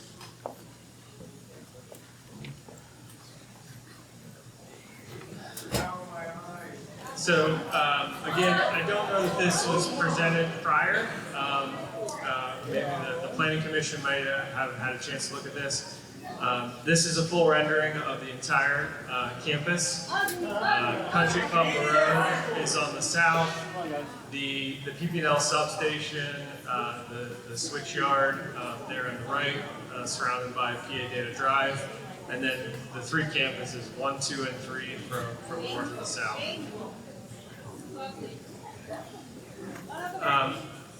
What was requested really following preliminary approval were view sheds and renderings. We have worked on those as just presented, as well as other visuals for the board and planning commission to see. We started off with a couple. There was some requests throughout that process for additional, and there's even one new rendering this evening. So the first three we presented were the black arrows. So again, Country Club Road kind of looking north. One view when you crest the hill from Cumberland Preserve and look towards the site or to the north. One view from the proposed driveway entrance, which is currently the construction entrance. And then a third view, which is further up Country Club, looking at the second driveway entrance onto PA Data Drive. So those are the three black. The three red then were the second iteration. Those were view sheds from the driveway entrance looking west towards Campus 3.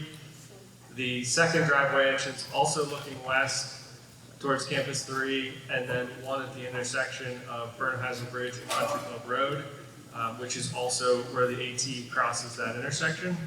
The third then is the yellow arrow that was requested of the Planning Commission to take a rendering from the highest point on Country Club Road when you're traveling east to west to ensure that really what that looks like from a high point there and a number of the residences. So this view is looking from, again, cresting the hill, headed north to the project site. This is, on the right would be 1C, which is the preliminary plan that's been approved for the construction laydown. There's a berm on that side with landscaping. On the left here would be Campus 3. So again, the berm and the landscaping that is proposed to shield that side of the campus.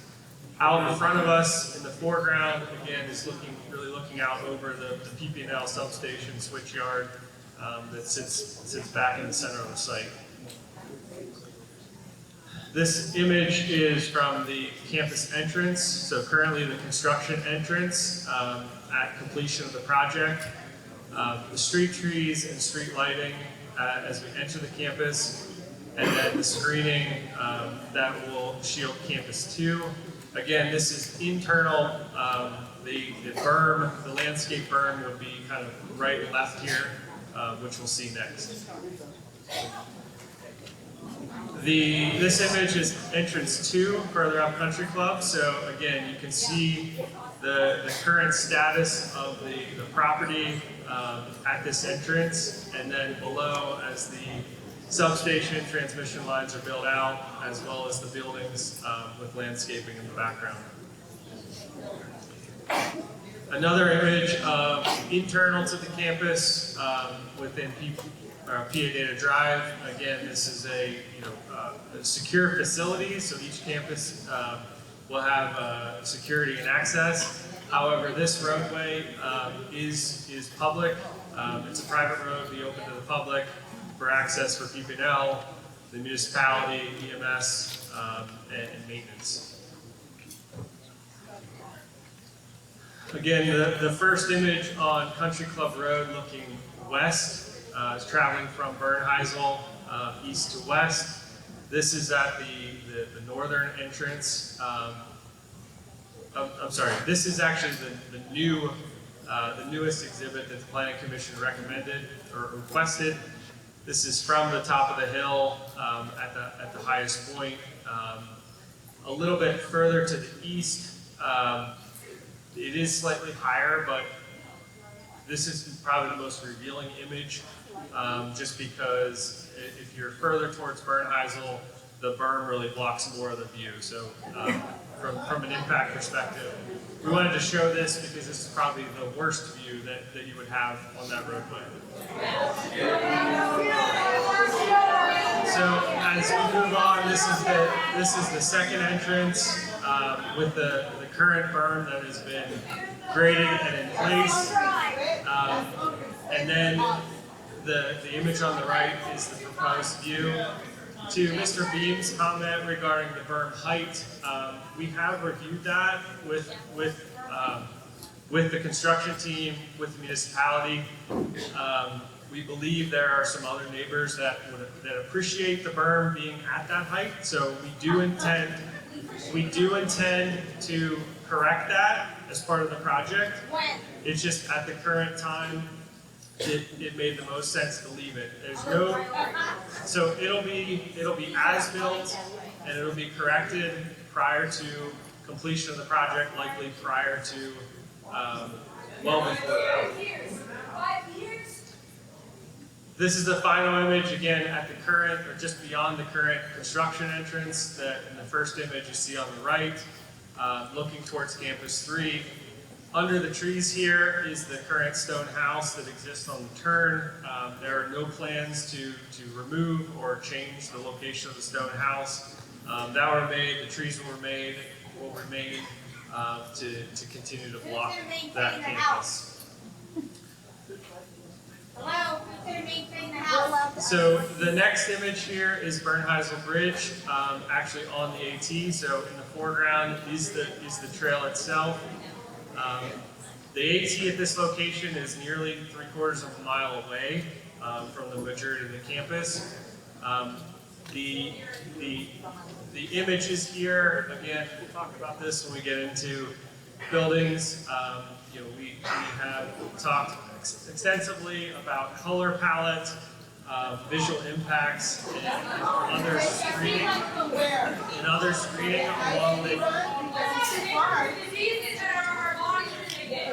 screening along the eastern side. So the eastern side of final 1A included several additional rows of screening trees, repairing buffer enhancements to block that.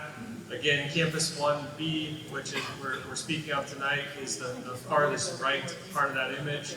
Campus 2 is straight away in the center, which is obscured by most of the plantings. And Campus 3, actually, it doesn't even show up from the vantage point here. Are they saplings or mature trees? So at this point, I'm going to hand this over to Pete McGrath, who is going to talk about some of the questions related to building heights, screening heights, many of the things we've done from an acoustical and sound perspective to ensure that those systems are in compliance with the municipal requirements.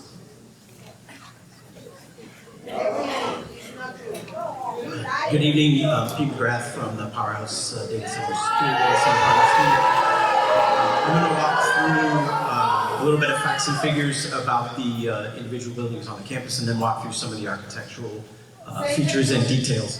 The first two buildings, to answer the question from Ms. Byerly's question about the roof height, first two buildings, the roof height is 62 feet 7 inches.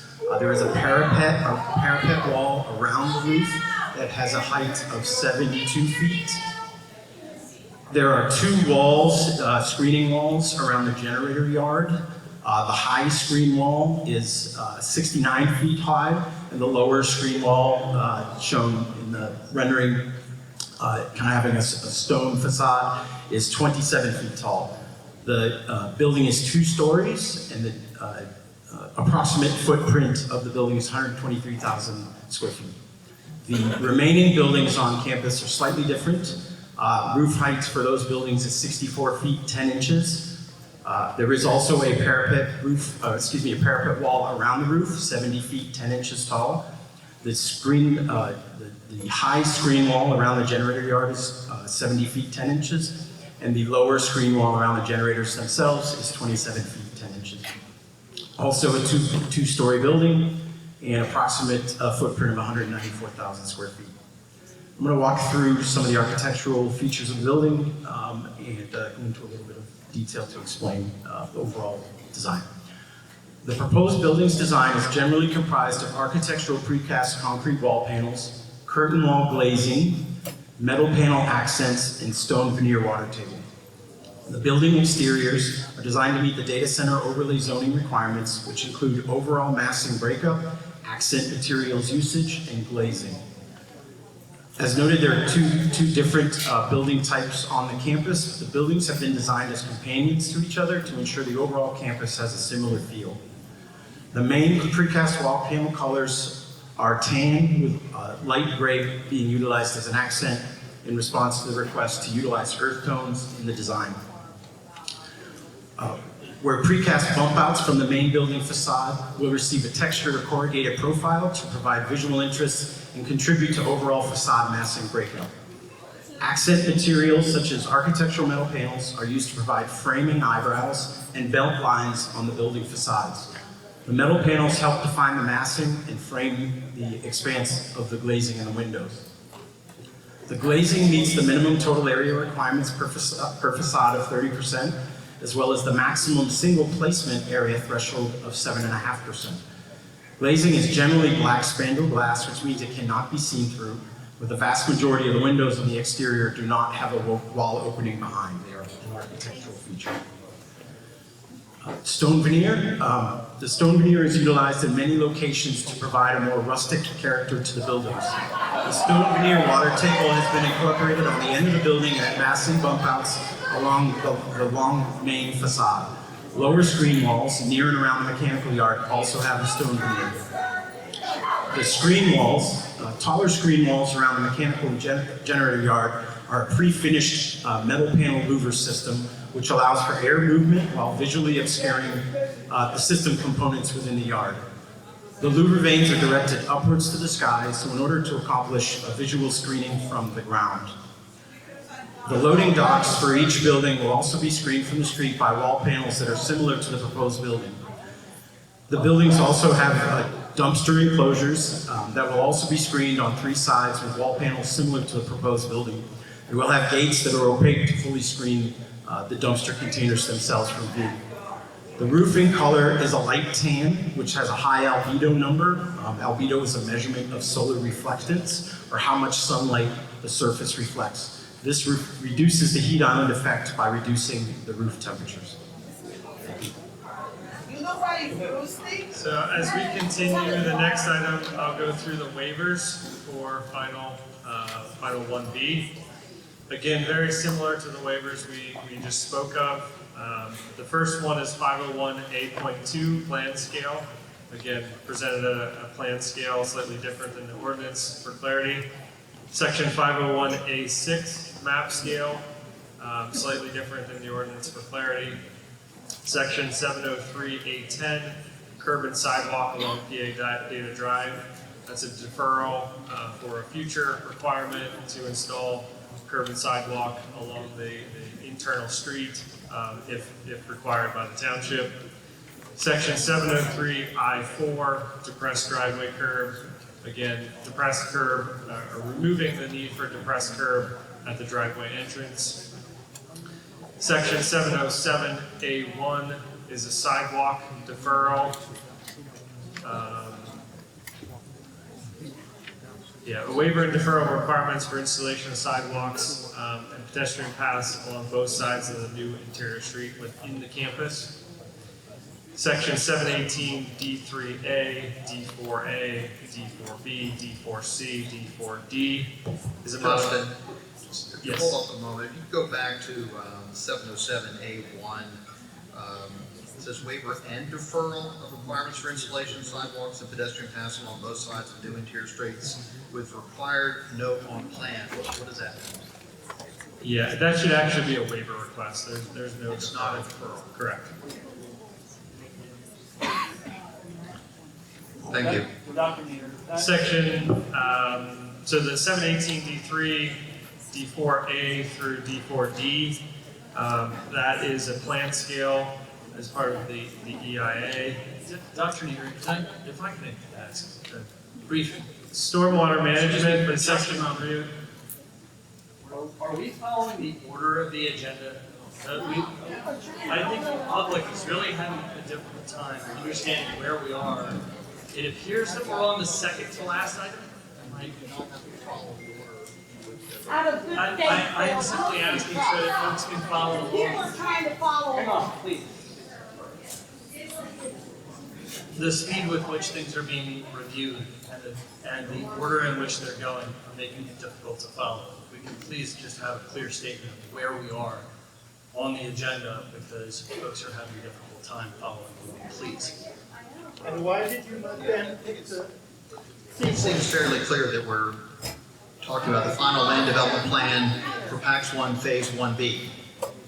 We have talked about the preliminary land development plan for Phase 3, and we talked about the sewage module to start. So if you would continue the presentation, please. So, stormwater management section 303J3, detention basin side slopes. That's a modification request from the 4-to-1 requirement to a 3-to-1 side slopes.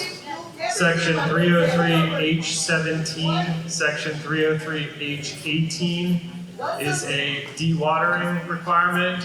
That is to permit 72 hours dewatering time. It's a modification request. Section 303B2, infiltration of stormwater, is a modification again to permit the MRC system where necessary in lieu of infiltration. Those are the waiver requests. Those are set forth additionally in the review letters provided by your township engineer. And I'm going to hand this over to Andy to talk about the next item.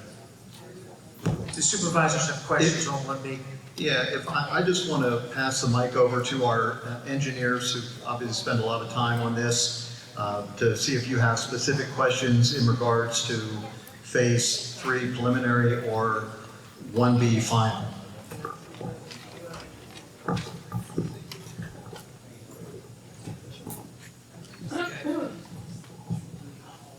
Mike has a comment about the noise and it applies to both.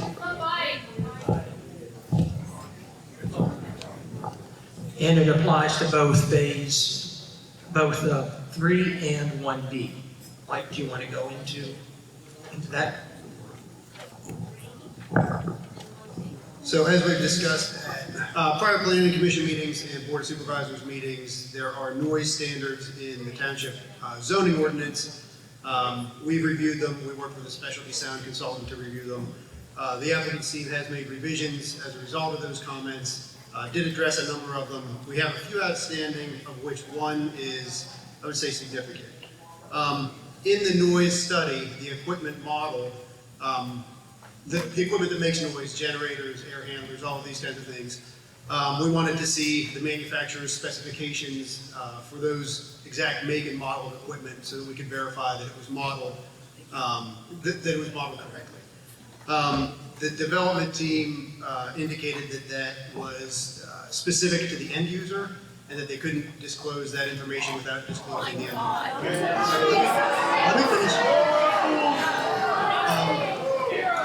Let me finish, please. Yeah, let's finish. So, there are two different things that can happen with that. One is that they can disclose the end user, disclose the equipment, we can check the equipment, make sure that it's modeled correctly. That's one option. Another option, and I think this is the one that the developers team preferred, was to have a post-construction sound monitoring program.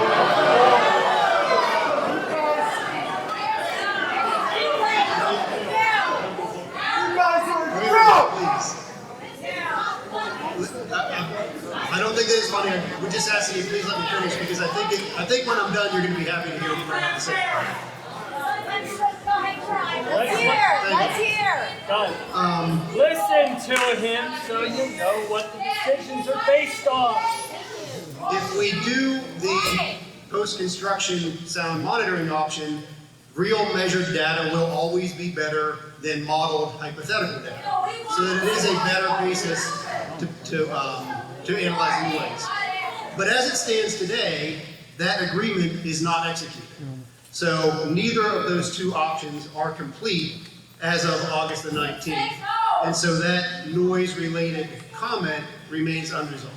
And I'm sorry, that applies to both phases. That applies to both phase 1B and phase 3.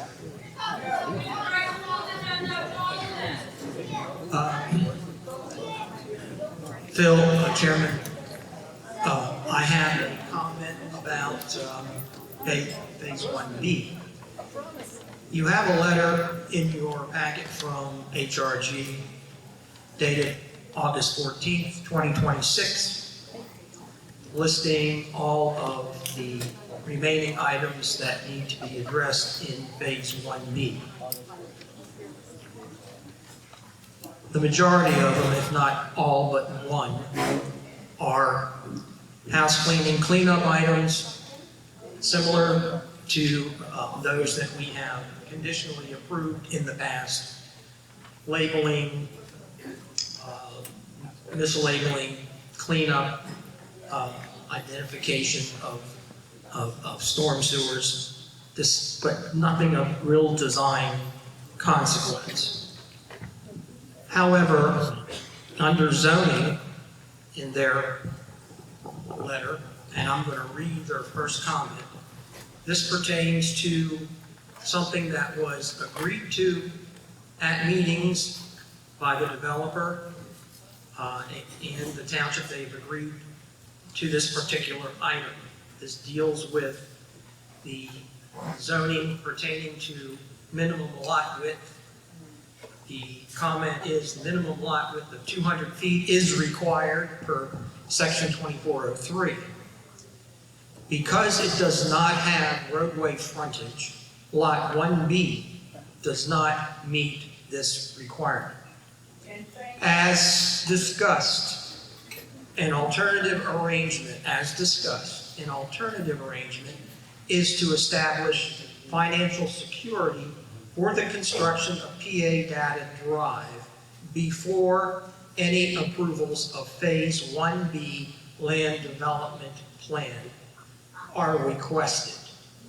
This comment will be removed when the financial security for PA Data Drive is in place. So my concern or my question is, we do not have security in place for PA Data Drive as of yet.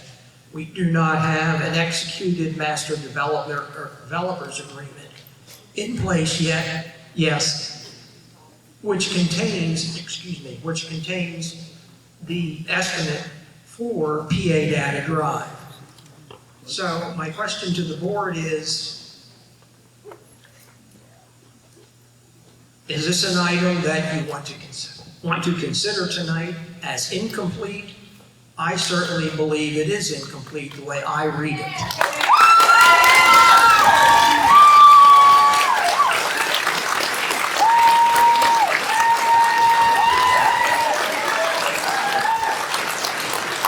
That's all I have.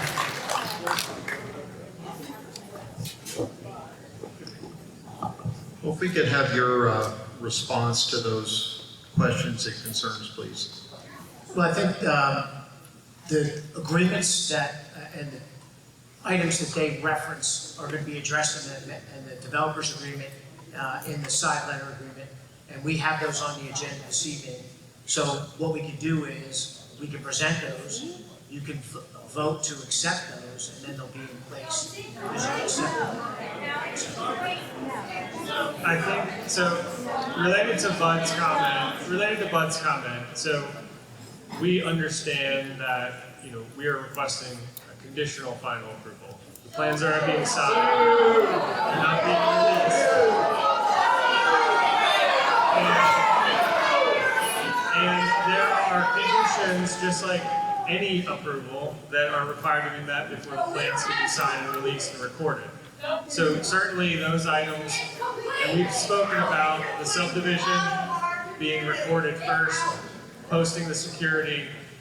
Then at some point, the township would be able to release the final 1B once those conditions are satisfied. So that is our understanding of the procedure. To Mike's question,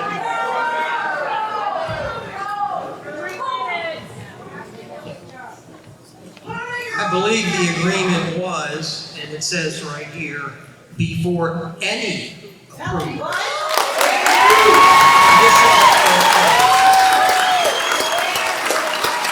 That's the way I read it.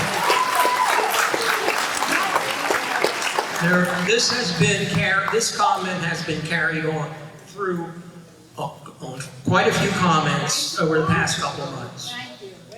We have worked with trying to get the MDA in place, and that's taken a significant amount of time. And your project really depends on the MDA and placing security with the township. So, it's up to the board, but as I said before, I don't believe that you've complied with this comment of HRG. Thank you.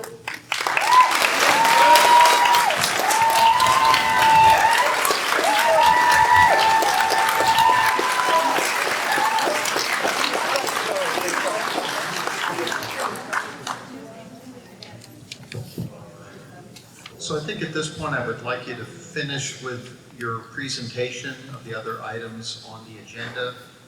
And just give a high-level overview of the community benefits agreement. And then to talk about the developers agreement, the side letter, the addendum, which do address some of these issues. Will we have time to ask questions at the end? Yes, no? I'll start with the community benefits agreement then.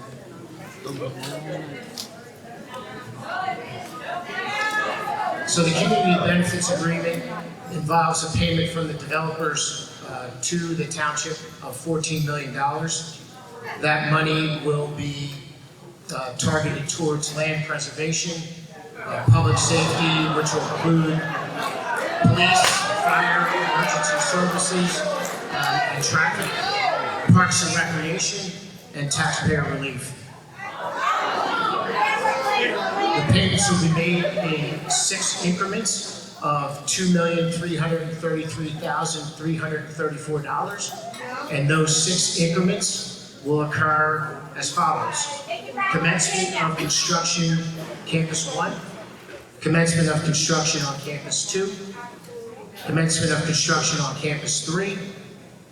Occupancy of Building 1 on Campus 1. Occupancy of Building 1 on Campus 2. And occupancy of Building 1 on Campus 3. So when I say Campus 1, 2, and 3, I'm referring to 1B, 2, and 3. Those funds will be completely controlled by the township when paid, and allocated and appropriated by the township in its sole discretion, and that'll not be under any control of the developers. If the township elects to reduce the township millage rates in order to provide taxpayer relief, we have agreed in this agreement that we would not benefit from that, and therefore, if there were a reduction in the millage rate, we would continue to pay at the current assessed value prior to the reduction in the millage rate, and make a pilot payment to the township. So that would be a payment in lieu of taxes. In essence, what we're saying here is that we wouldn't benefit from the fact that we're providing revenue. We wouldn't take that tax benefit. And all of that, the pilot payments and the incremental payments would be for a total of $14 billion. Benefit is for the county, not for the residents. We're the ones that are paying. The next provision, it covers the legal challenges that currently exist. There are several challenges that have been brought and appeals.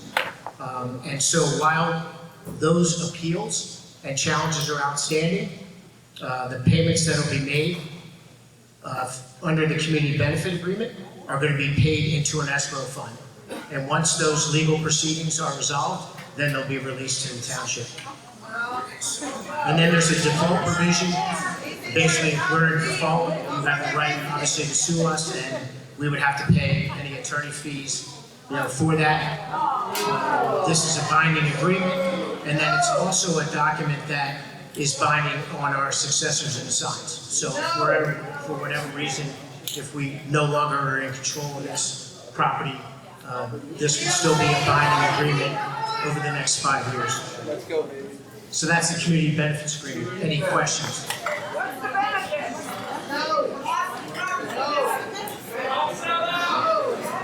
Okay. Let's go to the master developers agreement, and it has taken a little bit to get here. Keith, I noted 2 typos in the document I need to clean up and get over tomorrow. There's a date on page 2 that I have March 4th. It should be January 5th. Page 8, Bernhazel, I forgot the end in Bernhazel, so we'll get that cleaned up. But let me go through and summarize the agreement.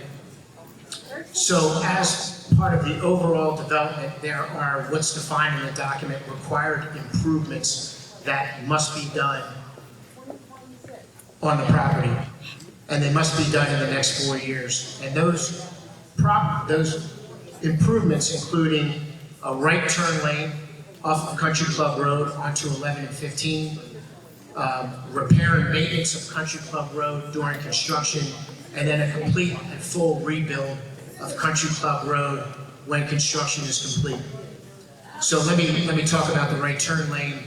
Within 90 days of execution of this agreement, we have to submit a request for a highway occupancy permit with PennDOT for that improvement. And then once that permit is issued, we have 60 days to start construction of that new right turn lane. That, of course, will happen now. During construction, repair and maintenance, there is going to be a road inspector who is going to inspect the road on a monthly basis and provide what's called pavement condition index reports to the township on the 30th of each month. If those reports fall below a score of 50, then the road has to be repaired, and we're required to do that once approved by the township within 21 days. And we're responsible for all of those repair costs. And if we fail to do it, and the township does it, then we have to reimburse them for that expense. And then finally, upon completion of construction, Country Club Road will be rebuilt in its entirety. It will be done by prevailing wage and subject to inspection and approval by the township. There's insurance indemnification provisions. We have to carry insurance during this entire time, up to $3 million. More importantly, there is security required. This security was set by the township engineer. We're required to post security of $14,153,608.50, and that will cover all the required improvements that we discussed. If for whatever reason we do not perform any of the required improvements, the township has a right to take that security and do the work themselves. Upon completion of the required improvements, again, the right turn lane and the full build out of Country Club Road, we then have to post maintenance security, and that's 15% of the bond that was posted during construction. Oh, yeah, I skipped over something.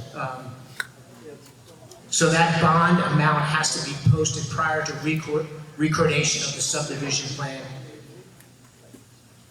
I forgot to mention that, I apologize. And the maintenance security, when posted, will have to stay in place for 18 months after construction. A couple of final provisions. The developer shall cause its contractor to provide blasting reports to the township on a weekly basis throughout the duration of any blasting operations on any portions of the property. There is also a landscaping maintenance security. So prior to any certificate of occupancy for the first building on each phase of the property, maintenance security is being posted for 5 years. in an amount of 15% of the cost of the landscaping for that phase. There's a provision that we cannot sign this agreement without approval of the township, and any purchaser or transferee has to enter into the same agreement on the same terms as this agreement. This document is going to be recorded in the Recorder of Deeds, as would any future amendments, and if there's any breach, again, we have to reimburse the township for going after us with paying reasonable attorney fees. So that's a high-level summary of the developers agreement. Do you have any questions regarding that document? 10 minutes and you're supposed to know what you're doing. Yeah. Why isn't that on the slide?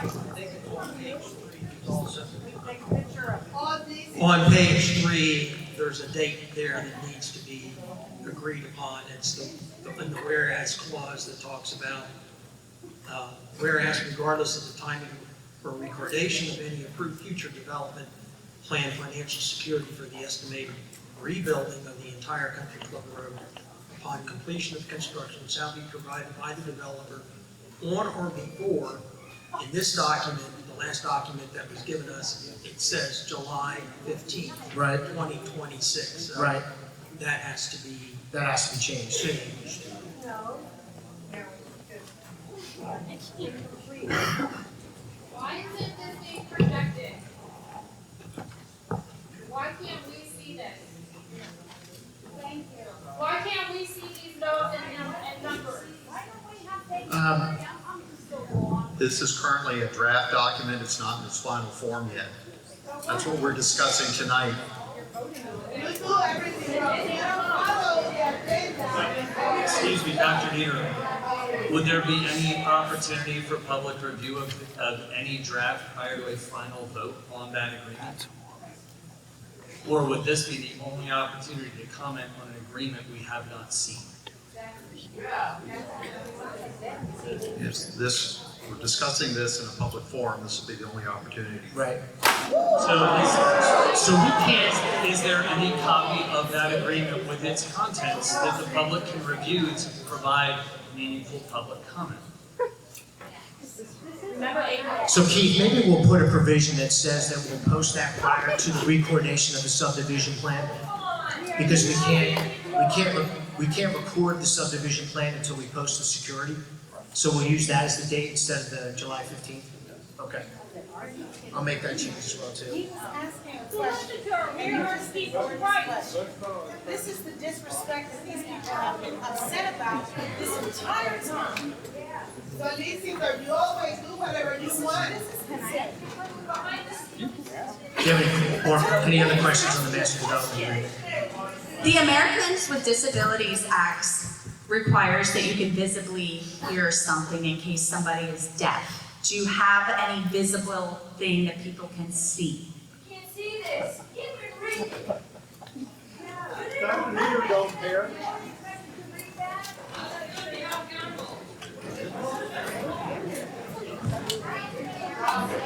It's a draft agreement, and when it's approved, it will be available.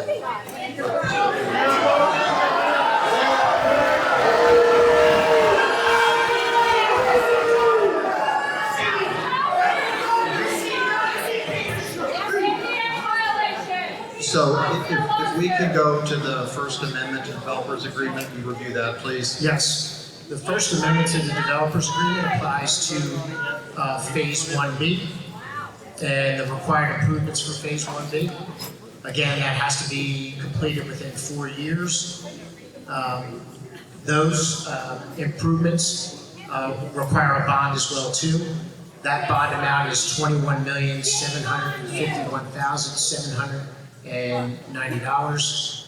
Again, the default, if we're in default, the township can do those required improvements and take that security. There's also a few other provisions that apply to this campus 1B and will apply to the other campuses of the data center.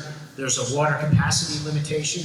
The developer agrees that it or its successors will not request more than 400,000 gallons per day of water from the Middlesex Township Municipal Authority based on the Middlesex Township Municipal Authority's current capacity. There's also a dark sky compliance provision.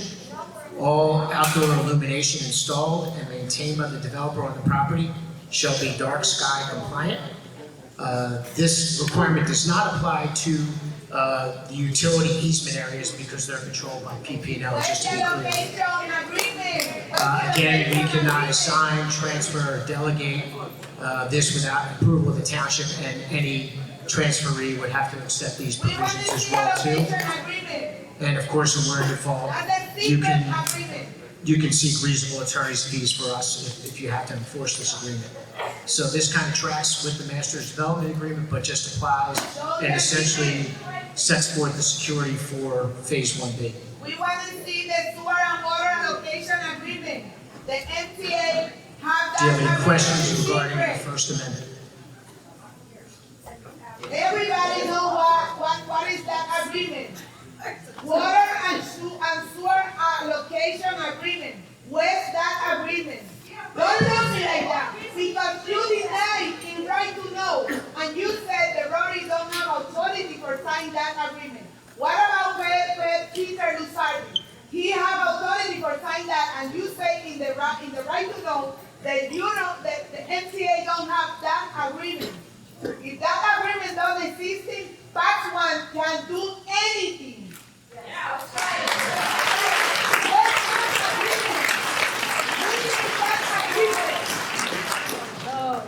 Yeah, they know. Can we go to the side letter agreement? You can review that, please. Sure. So, lastly is the side letter agreement. This involves terms that have been requested and negotiated with the Planning Commission and the Township that are not required by statute, and so have been put in this side letter agreement. So, there are several provisions here. I'm going to try to read them in detail. First involves well-tested and if I could just interrupt for a moment.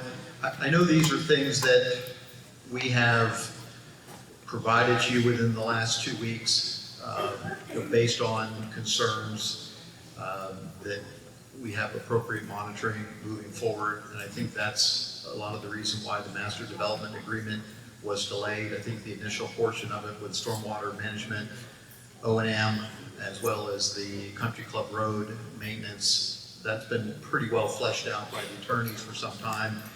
Again, these are things that we have asked really kind of at the 11th hour, and again, it's still a draft document, but and that's why I know Bud said it's taken a long time, but I think a lot of these things are items that we've brought on at the 11th hour. So I appreciate you going through these. I think these are very important for the community to hear. Good. I'll take my time. So first is well testing, monitoring, and remediation. The developer shall enter into separate agreements with each willing property owner having water supply wells located within 1,500 feet of all of the developer's blasting activities. The agreement shall provide for the contractor to complete a survey of the water supply well and provide at least 3 rounds of testing of the water supply before further blasting and after completion of blasting activities at the property in order to address well yield and sampling of well water by a laboratory accredited by the DEP. The water sampling will be for the following parameters: lead, nitrate, nitrite, total coliform, E. coli, and pH. The results of each survey shall be provided to the township and property owner within 15 days of receipt by the developer. The agreement shall provide for Carlisle to remediate or replace any well where testing reveals that blasting diminished the water quality or quantity of the well based on drinking water standards for each of the 6 parameters. All testing, monitoring, and remediation shall be at the cost of the developer. Second, noise monitoring.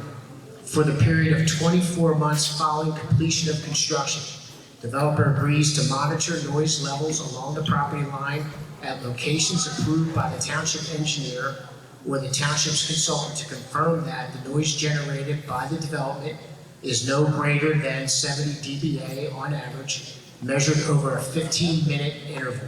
The testing shall be conducted by an independent consultant specializing in noise monitoring at the developer's expense. The results of monitoring shall be provided to the township no less than on a monthly basis, and the results shall be posted by the developer no less than monthly on a publicly available website.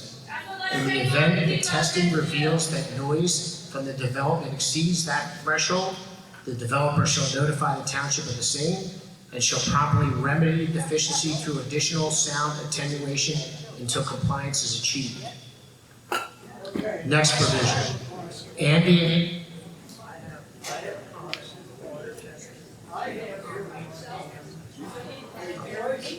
Water testing, we would like to add suspended solids or turbidity. And that'll be the first thing that'll be noticed when you take a sample, is that condition. Hey, hold it a minute. I have here a study that was done by Emily Ward. And it says, Tax 1 Noise Study, April 13th, 2026, page 8. And it lists all the equipment on that site.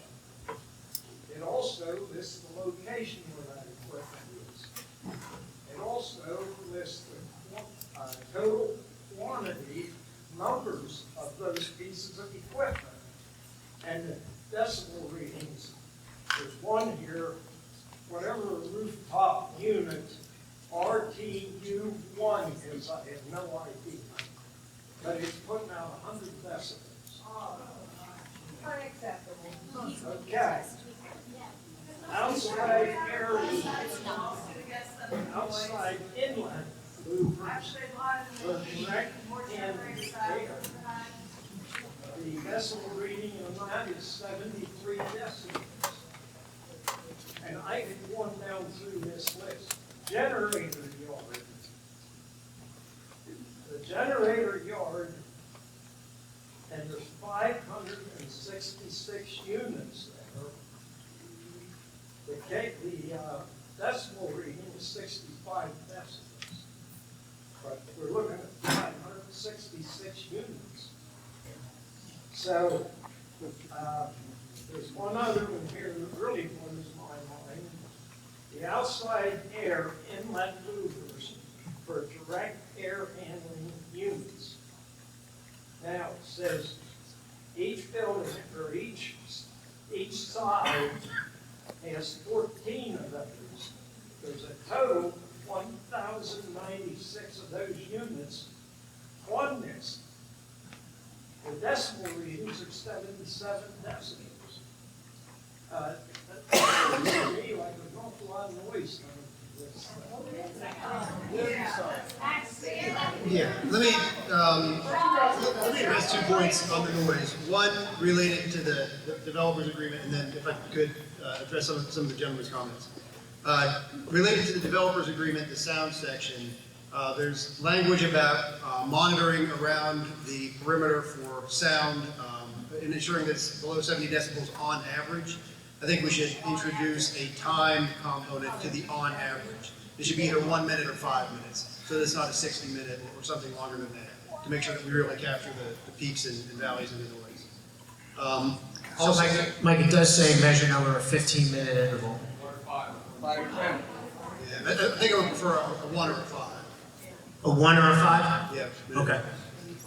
And the other one is related to the locations of sound monitoring as directed by the township's engineer, I believe is the language. I think that we should be more specific about that now so that it's not a fight later.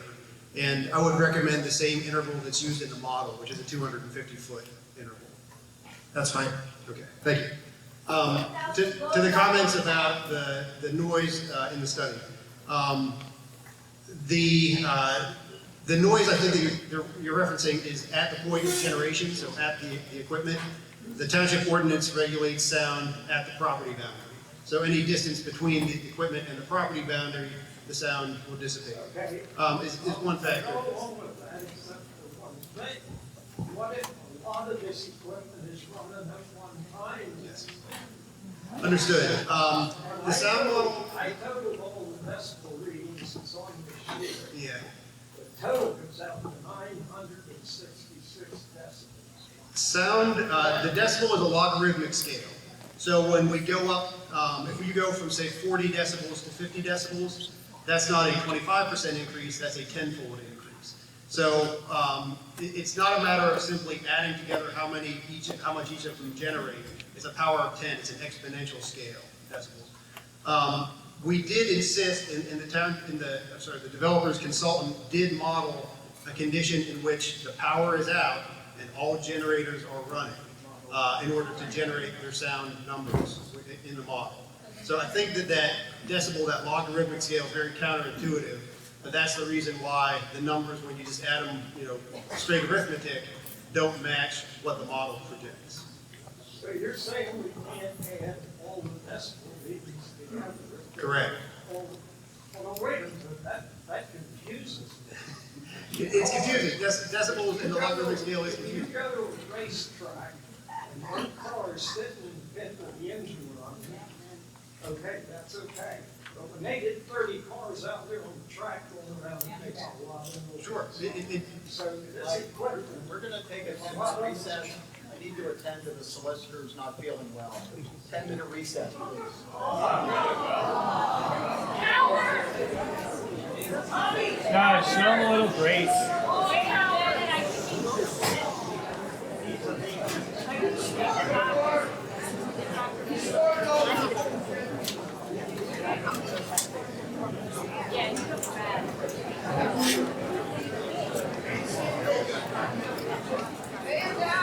Where's that ambulance?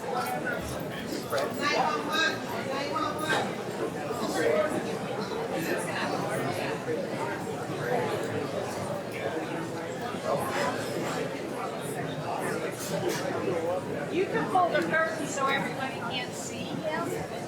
He's ever. Mark, pull the curtain so everybody can't see.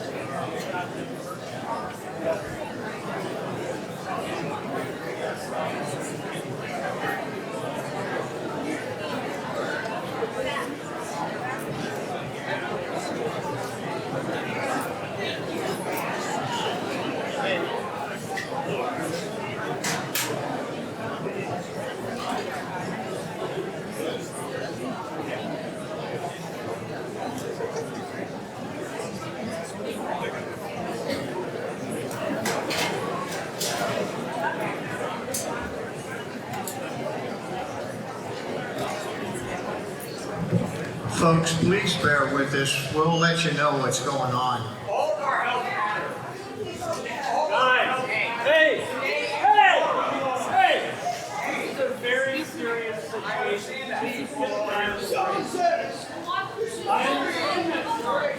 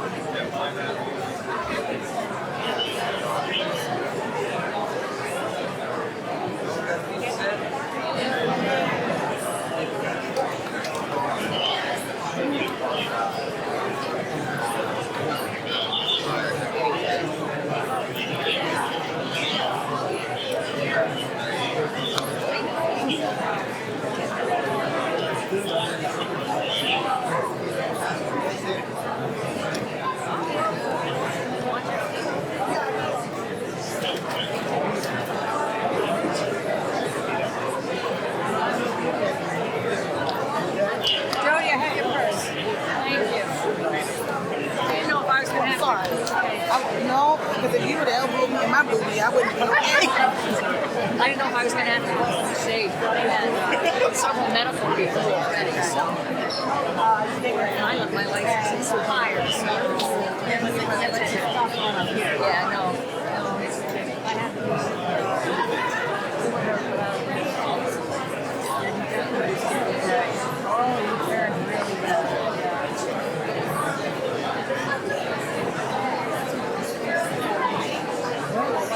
one by one. I said I wanted to throw something at him, but I never.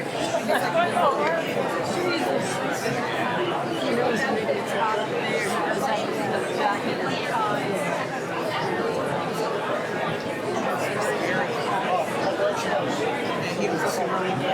Yeah, it was. I didn't say something. Right before Phil said something, he moved over to him and said something to Phil. Phil looked at him and then moved over to say something to Bud.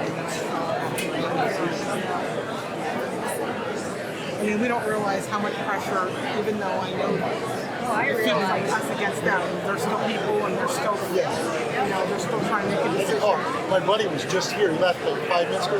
He's a cardiac doctor. Well, Phil was a doctor too.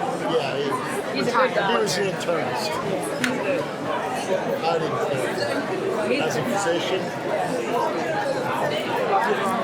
30 years. Some people don't have. Did not like it. The bedside manner. Yeah. We used to have a Dr. Weston on college in this town. So on that note,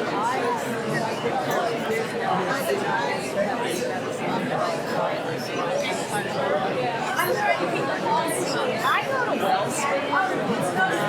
Was Maslow's, which Dr. Peter worked at for 30 years. I've been going there. Monica goes there also.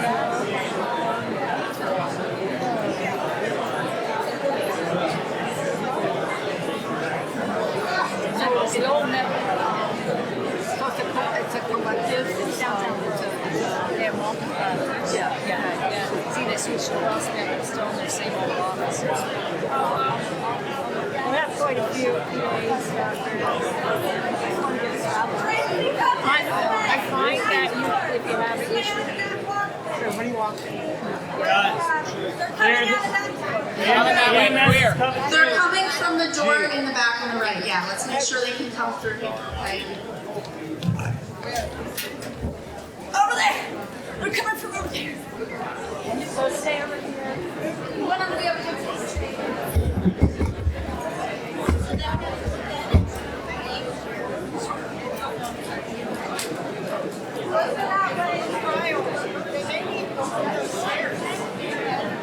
We're gonna go up the stairs. You say over there? No. What about do they need that table? If they're bringing a gurney, They've got that slot.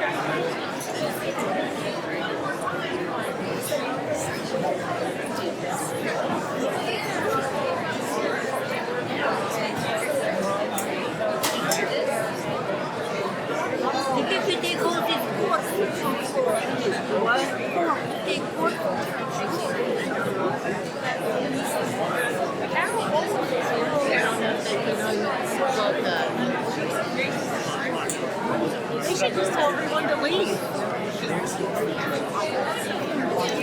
I know, it's like, it's not a show. They should just say, okay, this meeting is. I think they want the traffic out there. Yeah, no, you're right. You're right. It would all out. Yeah.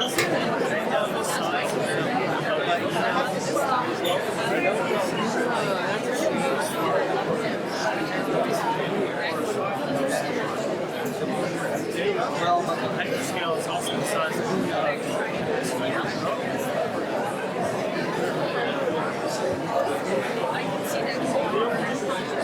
It's taking them forever, it seems like. That's taking forever.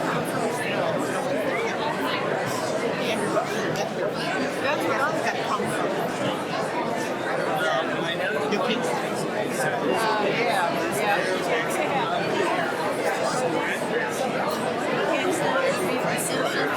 be from any, could be Shermansdale.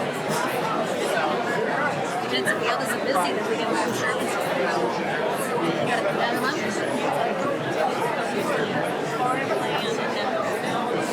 They want everybody to know what it's like.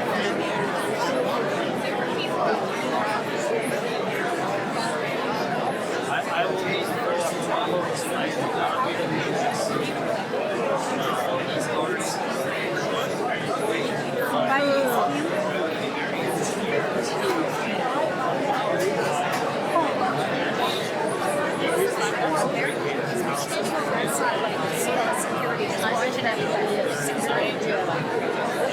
So you made CV, what does that run?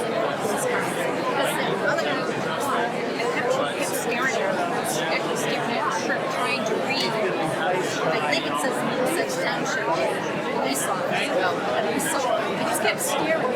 I don't make these little. Now this guy right here. Oh, him, with the black guy, I think I want to see him. Oh, thanks. he might be. Oh, I was thinking he was CVs. I don't know about that. He's got his earpiece though. Hey, maybe that's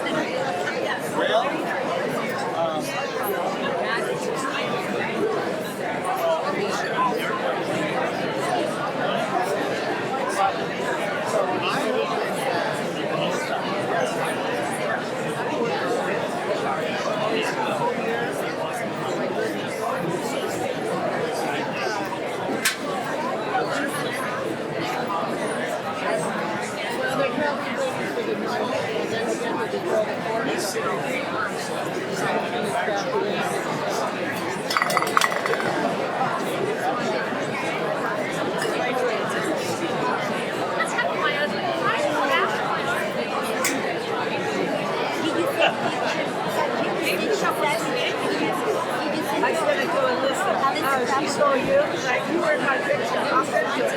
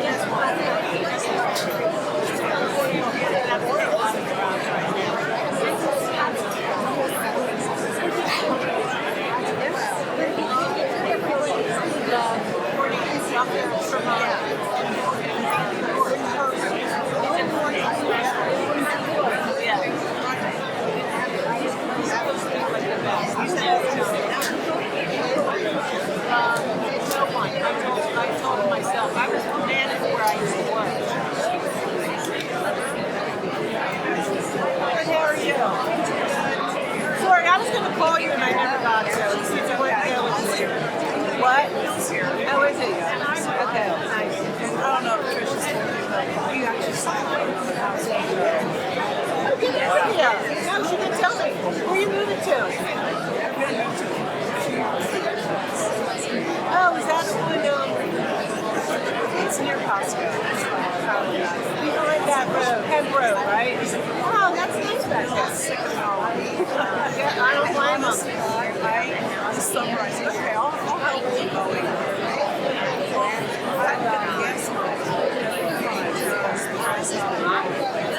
I know.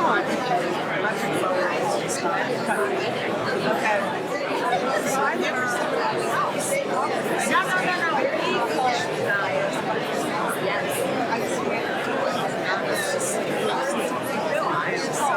That's a lot, yeah. Listen with the rest of that. Yeah, it's time to go. Yeah, it's time to go. Well, that's nice here. That's like climbing over community, right?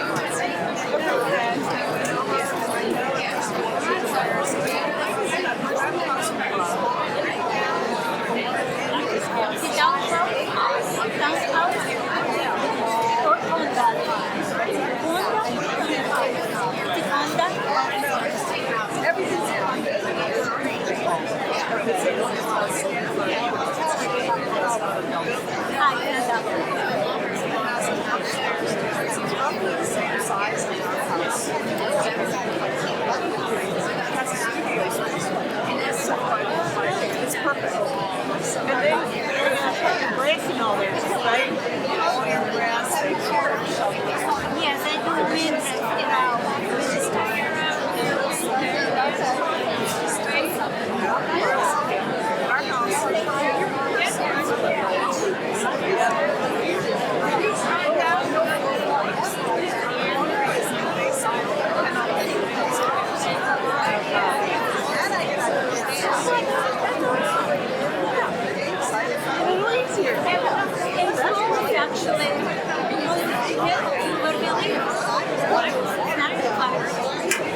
we walked over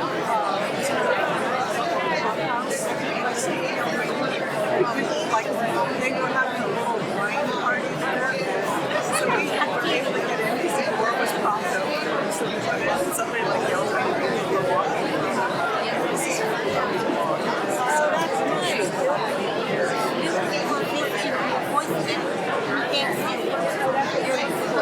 Yeah, but now it's changing. Now it's in this town. Now, I think it's to take care of the flowers, beans and grass. For some reason, Texas, yeah, for now.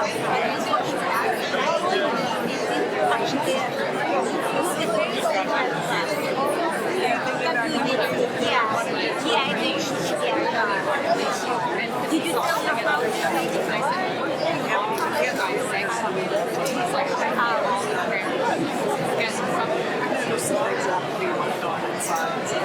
But we've done some nice upgrades. We're on the list to upgrade. Yeah, but they want something. If they want to upgrade, let the person that buys right. That's how I feel. Yeah, let them do it the way they want. This is what people actually say. If you're not done here, don't do it. They can do it, they will. But you just spend money. It's not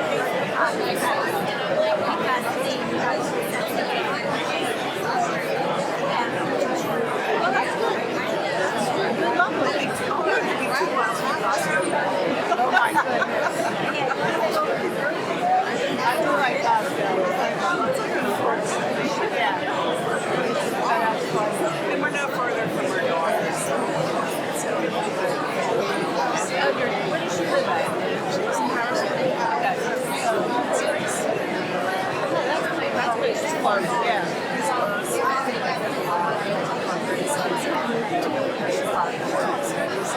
Nice, how was that? Crowded. Oh my gosh. We only there for like 12 hours.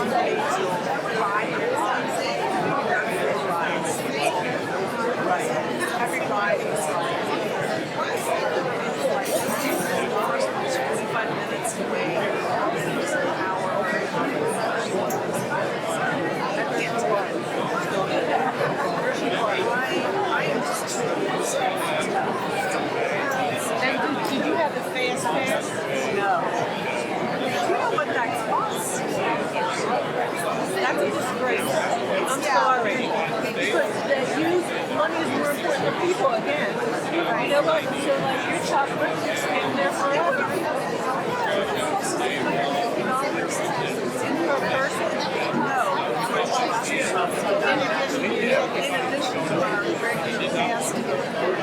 And then a lot of therapists.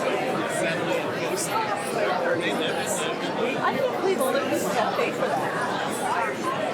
We got a lot more money than wasted. I know, that's what I say. I was last time I went there.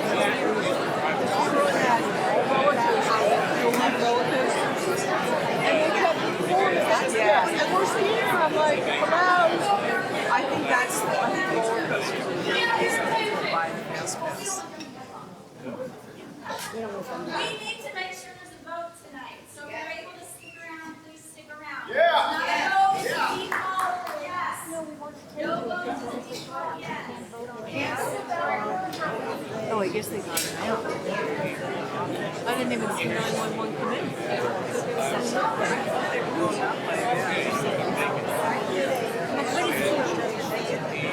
No, I guess they took them out.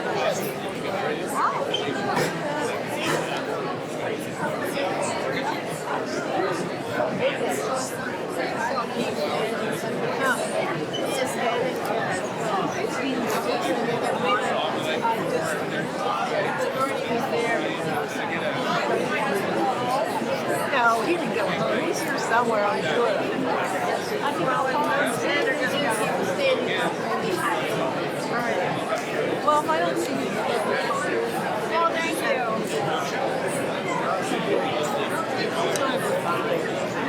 I feel better if I can process it. I don't know. Oh, it's just not there. Oh, okay. Okay. Well, I have it really good, so. Yeah, yeah. So, if you need anything, give me a holler. I'll check on you Friday. He's like so straight, and then he gets up and plays. Yeah, they wanted to watch. Yes, that's it. They're so passionate about it. That's why. Yeah. They still have to do Yeah. something. That's right. It evens out.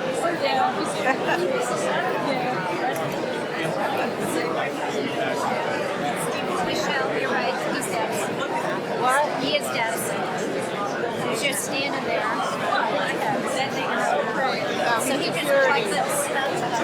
Two guys walking up and out there, talking up there together, and it's like, okay. Yeah. The guy, the black guy, he said he's security. That executive officer. They had. Well, that bald head guy too with the green shirt, I guess. They're like,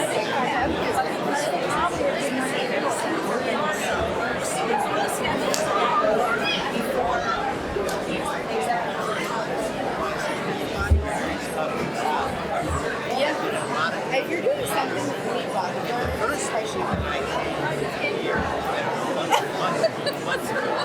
like, I shouldn't be doing it. What's the numbers? What's going on? I could not believe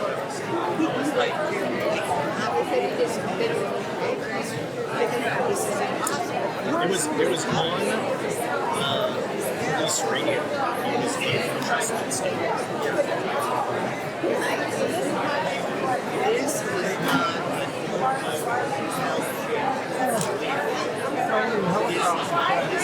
At Carlisle, that's what drew all the press away.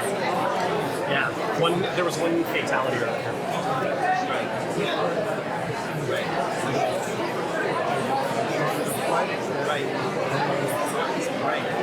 What?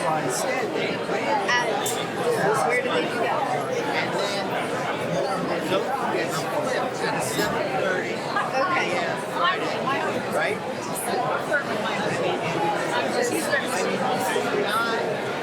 What's Scott here? I'm holding up his wall. I just can't sit anymore.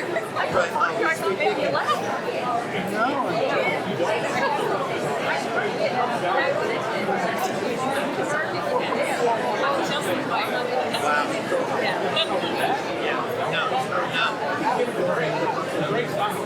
Wait, he actually drove?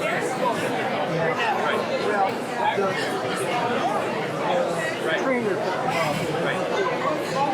Oh, because it's double, there's 2 days. Oh, got it. It's so fun, what a cool experience. Okay.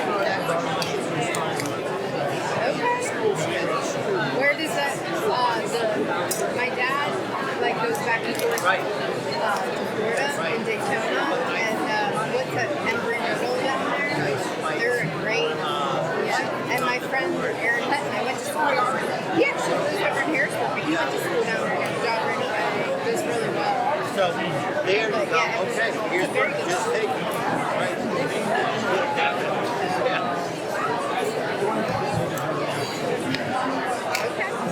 If I can have everybody's attention, please.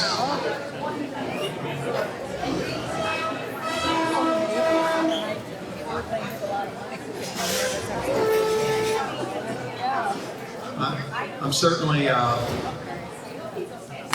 sorry for the what happened here. Our solicitor is very stable and on his way to receive additional medical care. Certainly would appreciate anybody saying some prayers for him at home tonight. That would be appreciated. I think we can't really have a meeting without the solicitor. So the developer has agreed to an extension to September 2nd, 2026 at 6 p.m. We'll have to see if we can get this space or not. School will be starting around that time, so if it's not here, it may have to be somewhere else. But again, I appreciate everyone's patience with our unfortunate pause. And there'll be something on the township website as soon as we can finalize a location, but we're not taking any action tonight. Appreciate everyone's involvement and showing up, and we're not going to take any questions. Meeting. Do